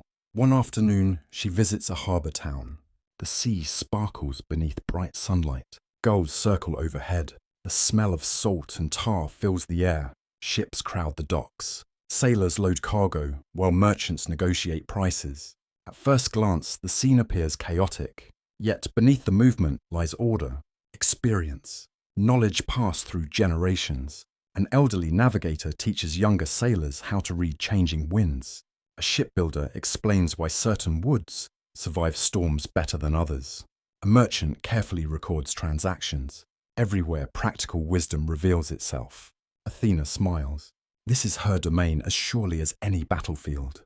Not because people pray to her constantly, because they apply thoughtful understanding to real problems. The connection matters. One evening, another dream arrives. Athena stands within a vast city unlike any she has ever seen. Its buildings stretch endlessly toward the horizon. Millions of voices fill the air. Some speak wisdom. Some spread confusion. The noise becomes overwhelming. Then she notices something surprising. A single lamp burning in a window. Another. Then another. Soon, countless small lights appear throughout the city. Each one represents understanding. The voice from previous dreams returns, quiet as ever. Wisdom survives one mind at a time. The dream fades. Athena awakens with a sense of peace. The message feels simple, yet deeply true. Civilizations endure through countless individual choices. No grand monument can replace that reality. You walk beside her through another generation of human life. Children become adults. Adults become elders. Stories pass from one age to the next. Athena notices that her worship changes subtly over time. Earlier generations often emphasized her role as a warrior goddess. Now many communities focus increasingly on learning, education, craftsmanship, good governance. The shift interests her because it reflects growth, both hers and theirs. Wisdom evolves, not by abandoning old lessons, by building upon them. The same pattern appears everywhere. A young apprentice becomes a master craftsman, then teaches others. A student becomes a philosopher, then a teacher. Knowledge moves forward, always forward. The process reminds Athena of olive trees. One generation plants, another harvests, a third enjoys the shade. No single person completes the entire cycle, yet the cycle continues. The symbolism feels perfect. One spring afternoon, she watches a local dispute unfold. Two neighbouring farmers disagree over land boundaries. The argument grows heated. Voices rise. Tempers flare. Neither side wishes to compromise. The situation feels familiar. Athena has witnessed thousands like it. Eventually, an older woman from the village intervenes. She listens carefully, asks questions, encourages patience. Gradually, the tension eases. A solution emerges. The conflict ends peacefully. No miracle occurs. No divine intervention appears. Yet Athena feels genuine satisfaction because wisdom has succeeded. Not hers directly. Human wisdom, learned wisdom, shared wisdom. The distinction matters greatly. The greatest teacher hopes eventually to become unnecessary. Athena increasingly sees evidence of that success. Across Greece, people apply lessons once associated primarily with her. Thoughtfulness, restraint, preparation, fairness. The values spread beyond temples, into daily life, into culture itself. This realization fills her with a quiet pride free from arrogance. A different kind of pride. The pride of seeing something valuable take root. One night, a curious omen appears. A group of owls settles near a rural village far from any major city. The birds remain for several days. Local residents debate the meaning endlessly. Some predict prosperity. Others expect important visitors. A few believe Athena herself has blessed the settlement. Perhaps all are correct. Perhaps none. The uncertainty delights the goddess. Not because confusion is desirable, because mystery encourages reflection. Ancient people often learned through interpretation, through conversation, through asking questions. Athena values that process deeply. Questions often matter more than answers. As decades pass, she notices another change. Her stories begin traveling beyond Greece. Merchants carry them. Travelers repeat them. Foreign visitors encounter them. Different cultures interpret her in different ways. The phenomenon fascinates historians today. It fascinates Athena as well. The more people learn about her, the more varied her meanings become. Yet certain themes remain remarkably consistent. Wisdom, skill, thoughtful action, responsibility. The core endures even as details evolve. The pattern reminds her of language. Words change, meaning survives. One autumn evening, she sits alone overlooking the sea. The horizon glows with fading sunlight. Waves roll endlessly toward shore. The air smells of salt and distant rain. For a long time she remains silent, reflecting. The years have taught her much. Heroes taught courage. Arachne taught humility. Odysseus taught endurance. Ordinary people taught something else entirely. Patience. The patient work of building lives, families, communities, knowledge, civilization itself. No single heroic act can replace those things. The realization feels increasingly important, especially because another transformation approaches. The world is changing. New powers are rising. New philosophies emerging. Old certainties fading. Athena can feel it. The Greek world that shaped her reputation will not remain unchanged forever. Time never allows such things. Yet surprisingly she feels little fear, because wisdom has already travelled beyond any single city, beyond any single generation, beyond even the temples dedicated to her. The true legacy now lives within people, and people carry it forward, one mind at a time, one choice at a time, one lesson at a time. The stars appear above the dark sea. Owls move silently through olive groves. The night grows calm, and Athena realizes that her story is entering its final chapter. Not the chapter of endings, the chapter of endurance. The chapter that asks what survives when ages pass and worlds transform. For soon, she will witness civilizations changing beyond recognition, and through that change, she will discover whether wisdom itself can outlast the people who first gave it a name. Nothing remains unchanged forever. Not kingdoms, not languages, not even the stories people tell about themselves. Athena had watched enough centuries pass to understand this truth completely. The realization no longer troubled her. Instead, it inspired curiosity. You stand beside her atop a marble temple as dawn rises over the Mediterranean. The sea glows with pale gold light. Cool air moves through olive branches. Far below, a city begins to awaken. Yet it is not quite the same city it once was. New ideas circulate through its streets. New customs appear. New generations ask different questions. The world Athena helped shape continues evolving, and evolution always brings uncertainty. The ancient Greeks often feared change. Many cultures do. Change threatens familiar patterns. It challenges comfortable assumptions. It forces people to reconsider what they believe. Yet Athena sees another side. Without change, learning becomes impossible. Without learning, wisdom stagnates. The balance between preservation and adaptation becomes one of her deepest concerns. For centuries, she has protected knowledge. Now she must consider how knowledge survives transformation. The challenge proves surprisingly difficult. One evening, a dream comes. Athena walks through a vast library. At first, it resembles the library from an earlier vision. Rows of scrolls stretch endlessly into darkness. Yet something feels different. Many scrolls have changed. Their words remain familiar, but the language is new. The ideas survive. The expressions evolve. Athena pauses beside one shelf. The voice from previous dreams speaks again, softly, patiently. The river changes. The water remains. Then silence. The image lingers after she awakens. A river, always moving, always different, yet somehow still itself. The metaphor feels perfect. Civilizations resemble rivers. So do traditions. So do ideas. Wisdom survives not by resisting every change, but by flowing through it.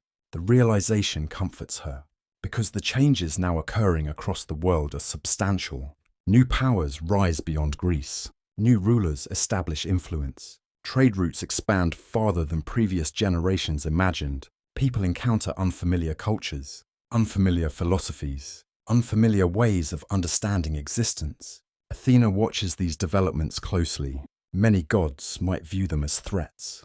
She increasingly sees opportunities. Every culture asks similar questions eventually. How should people live? What creates justice? How can knowledge be preserved? What responsibilities accompany power? The answers differ. The questions remain remarkably consistent.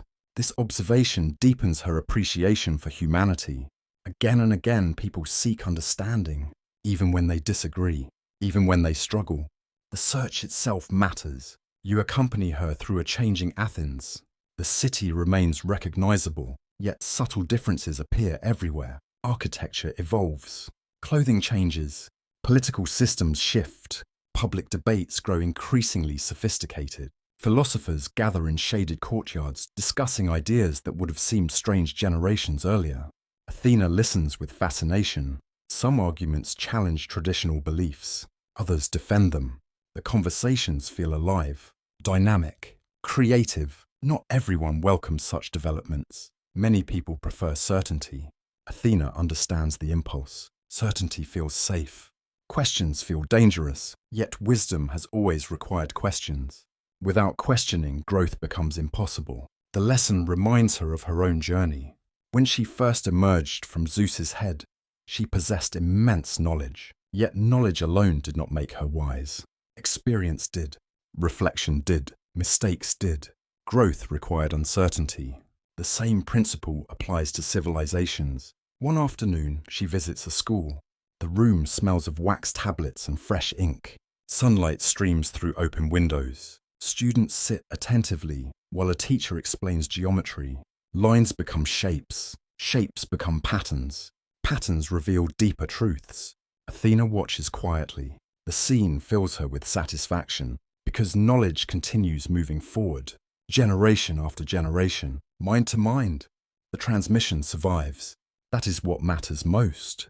Not specific buildings, not specific governments. The continuity of learning. Another omen appears during this period. An owl lands upon a weathered statue near the edge of a harbour. The statue itself has begun eroding. Time has worn its features smooth, yet the owl remains perfectly alert. Several sailors interpret the sight differently. One sees decline, another sees endurance, a third sees renewal. Athena appreciates the irony. All three interpretations contain truth. The statue changes, the owl remains. Then eventually, the owl will depart as well. Everything exists within cycles.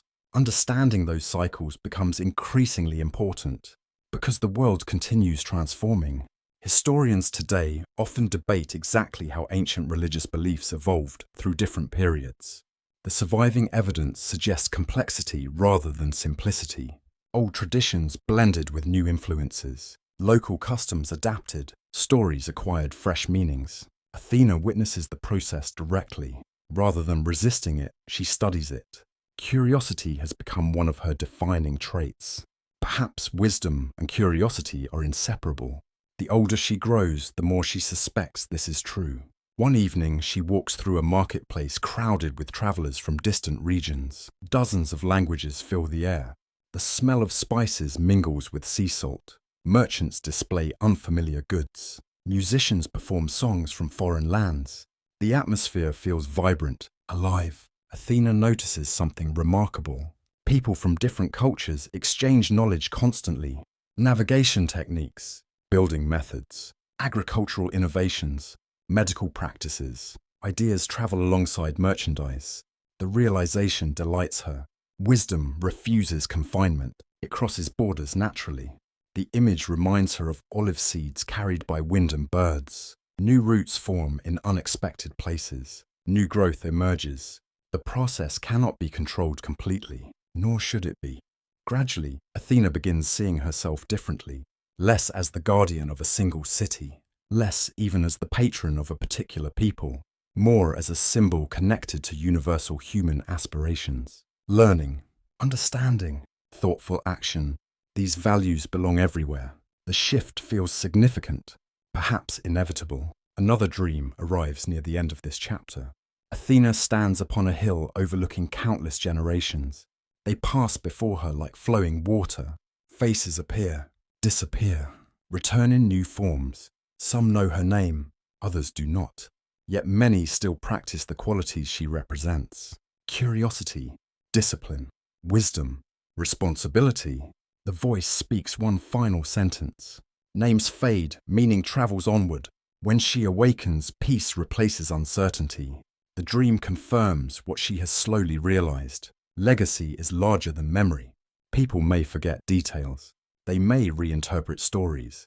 They may change symbols. Yet certain ideas continue moving forward. Athena's influence no longer depends entirely upon temples or myths. It survives wherever thoughtful people seek understanding. The realization prepares her for the final stage of her journey, a stage less concerned with history and more concerned with symbolism, less concerned with events and more concerned with meaning. Because after centuries of guiding heroes, protecting cities, and inspiring learning, Athena has become something greater than a character in stories. She has become an idea, and ideas often outlive the worlds that create them. As twilight settles across the sea, the first stars appear overhead. The air grows cool. The city quiets. Somewhere nearby, an owl calls softly through the darkness. And Athena turns her attention toward one final mystery. Why has her image endured so long? What do people truly see when they look upon the goddess born from thought itself? The answer waits beyond memory, beyond history, in the realm of symbols. And there beneath the eternal stars, the final reflections of her story are about to begin. Night settles softly across the ancient world. The sea reflects moonlight like polished silver. Olive groves whisper beneath gentle winds. Temple fires burn low as priests finish their evening rituals. Above it all, the stars shine with the same quiet patience they possessed when Athena first entered existence. So much has changed, and yet some things remain. You stand beside Athena upon a high hill, overlooking the sleeping earth. For a long time, neither of you speaks. There is no urgency now, no approaching battle, no hero waiting for guidance, no prophecy demanding attention, only reflection, only memory. Only the long view granted by centuries. The goddess gazes across the world she has helped shape, and gradually a question rises. What remains after the stories? What survives when individual events fade into the distance? The answer is not simple. Athena herself has become larger than any single myth, larger than her birth, larger than Troy, larger than Odysseus, larger even than Athens. She has become a symbol. And symbols possess curious lives of their own. The ancient Greeks understood this instinctively. A symbol gathers meanings over time. Each generation adds something. Each generation discovers something new. The result becomes richer than its origin. Athena experiences exactly this transformation. Where once people saw only a goddess, many now see an idea. The idea of wisdom. Not knowledge alone, not intelligence alone, wisdom. The difference matters deeply. Knowledge collects information. Intelligence solves problems. Wisdom understands consequences. Athena's entire life reflects that distinction. Perhaps that is why her image endured. Because human beings never stop needing wisdom. The need appears in every age, every culture, every generation. One autumn evening, Athena visits a quiet sanctuary. The temple stands beside an ancient olive grove. The air smells of earth and leaves. Moonlight filters through branches overhead. A single priest tends the sacred fire. The man is old, his hair silver, his movements slow but careful. Athena watches unseen as he teaches several children. He speaks about her symbols. The owl, the olive tree, the shield, the spear. Each object carries meaning. Each reveals part of a larger truth. The children listen attentively. Athena listens too, curious about what they have learned. The owl comes first. For centuries it has accompanied her image. Its large eyes see clearly in darkness. Its movements remain deliberate, patient, observant. Ancient Greeks admired those qualities. The owl became a reminder that wisdom notices what others overlook. That understanding often emerges where certainty fails. Athena smiles softly. The interpretation feels accurate. Yet even this symbol evolved. Different communities understood it differently. Some associated it with protection, others with knowledge, others with mystery. The diversity never bothered her. Wisdom rarely belongs to only one interpretation. Next comes the olive tree, perhaps her most beloved symbol. Athena's thoughts linger there. The tree has followed her story from the beginning. Its roots reach deep. Its growth requires patience. Its fruit nourishes generations. Unlike many plants, olive trees can survive extraordinary hardships. Storms damage them. They grow again. Fire scars them. They endure. The symbolism feels increasingly personal. Athena sees pieces of her own journey within the tree. Patience, endurance, quiet strength, the ability to create rather than destroy. For many people, the olive tree became the true heart of her legacy, a gift offering prosperity rather than domination, a lesson in long-term thinking, a reminder that wisdom often grows slowly. The priest continues teaching. Now he speaks of armor, the shield, the spear, the helmet. Children often find these symbols confusing. If Athena represents wisdom, why does she appear as a warrior? The question delights her because it leads toward an important truth. Wisdom is not passive. Wisdom protects. Wisdom defends. Wisdom sometimes confronts danger directly. The difference lies in purpose. Athena never celebrates violence for its own sake. She values strategy over destruction, discipline over chaos, responsibility over glory. The armor symbolizes readiness, preparedness, the willingness to act when action becomes necessary. Nothing more, nothing less. The lesson feels increasingly important, especially because so many people misunderstand strength. Some believe strength means domination, others believe strength means aggression. Athena learned long ago that true strength often appears quieter. Patience requires strength. Learning requires strength. Restraint requires strength. The realization shaped her entire existence. A dream arrives later that night, perhaps her final great dream. Athena stands beside a vast river flowing beneath a sky full of stars. The water contains reflections, thousands of reflections, faces from every age, heroes, craftsmen, teachers, children, philosophers, ordinary people. Each face appears briefly before drifting onward. At first, the sight feels overwhelming. Then she notices something remarkable. The river continues moving. The faces change, yet certain qualities remain: curiosity, courage, thoughtfulness, kindness, wisdom. The voice from so many earlier dreams returns one final time. Symbols endure because they point beyond themselves. Then silence. Athena awakens with complete understanding. At last, the mystery resolves itself. People do not remember her merely because of stories. They remember her because the stories point towards something real, something timeless, the human search for wisdom. That search existed before Athena. It will continue after her. She became its symbol, its language, its reflection. The realization fills her with peace. You walk beside her through one final evening of contemplation. The world below feels quiet, gentle, almost dreamlike. Athena reflects upon everything she has learned: her strange birth, her rivalry with Arachne, her guidance of Perseus, her friendship with Odysseus, the countless generations who built cities, raised families, and passed knowledge forward. Every experience contributed something. Every relationship shaped her. The goddess who emerged from Zeus's head was wise. The goddess who stands here now understands wisdom differently, more humbly, more deeply, more compassionately. Perhaps that is her greatest transformation, not increasing knowledge, increasing understanding. The distinction matters. As the night grows darker, another realization emerges. The stories themselves are changing. People reinterpret them, adapt them, debate them. Some details survive, others fade. Athena no longer fears this process. Meaning travels in unexpected ways. It always has, and always will. The stars continue shining overhead. The sea continues breathing against distant shores. The olive trees continue swaying in the wind. Athena watches quietly, knowing that only one chapter remains. The final chapter. Not about gods, not about heroes, not about cities. About memory, about fate, about the peaceful legacy left behind after a lifetime of wisdom.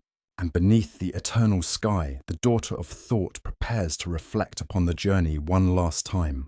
The night is quiet, very quiet. The sea rolls gently against distant shores. Olive trees move softly in the cool wind. Somewhere beyond the hills, an owl calls once before silence returns. The world seems at rest, and perhaps that is fitting. For after so many centuries, after so many stories, after so many lives touched and changed, Athena's journey has reached its final reflection. You stand beside her beneath a sky filled with stars, the same stars that watched over her impossible beginning, the same stars that shone above Troy, above Athens, above countless temples, workshops, libraries and homes. The stars remember everything. And tonight, so does Athena.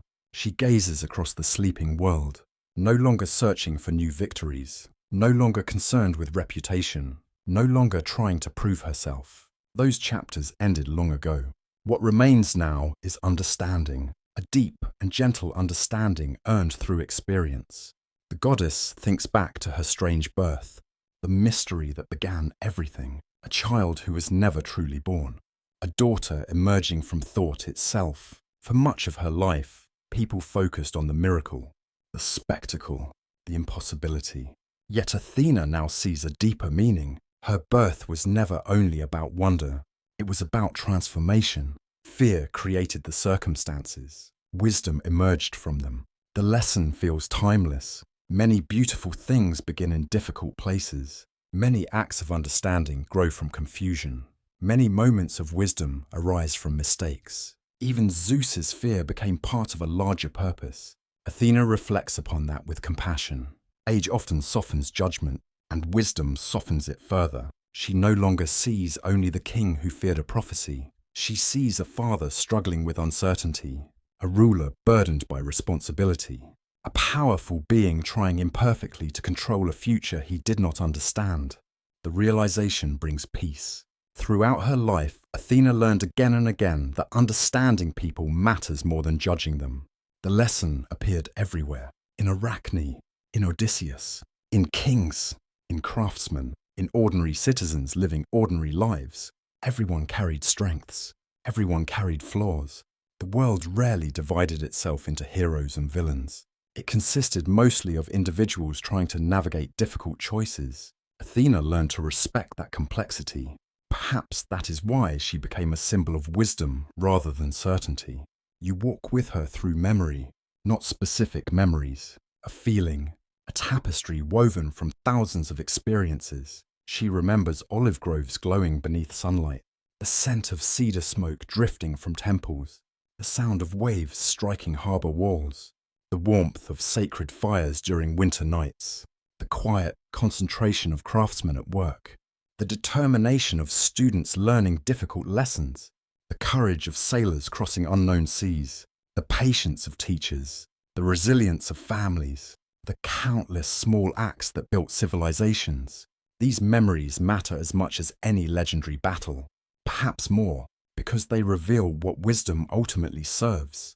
Life, not glory, not conquest. Life, the simple, fragile, extraordinary experience of being human.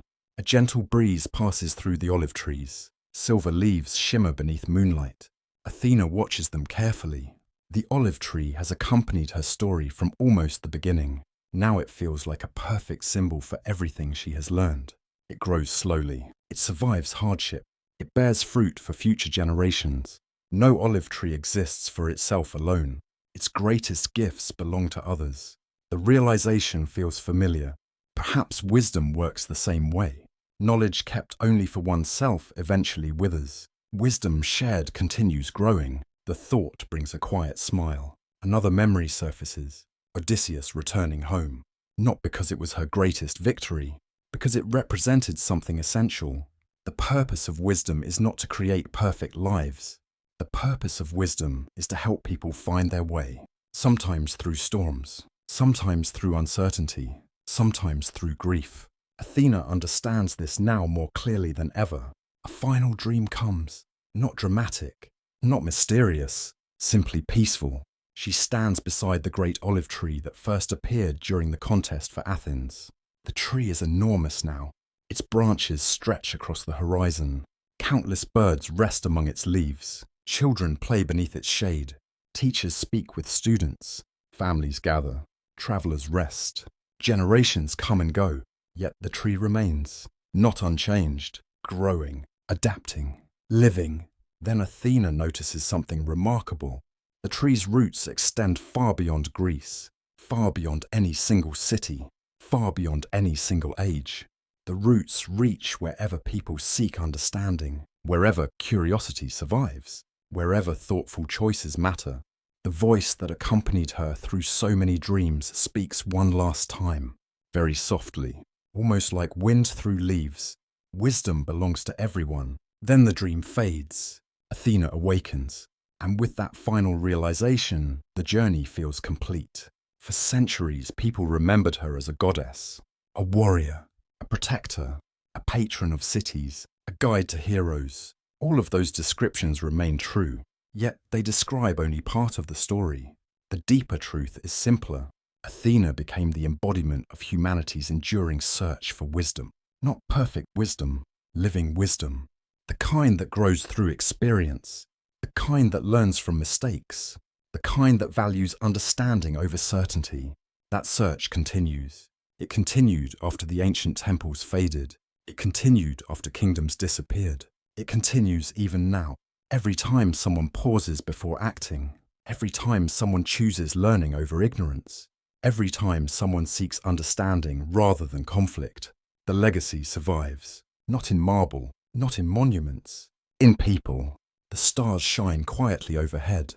The sea continues its endless rhythm. The olive trees sway beneath the night wind, and Athena stands peacefully among them, no longer the miraculous child emerging from mystery, no longer the young goddess proving her worth, but something gentler, something enduring, a memory, a symbol, a companion for anyone searching for wisdom beneath the vast sky of human experience. As the night deepens, the world grows still.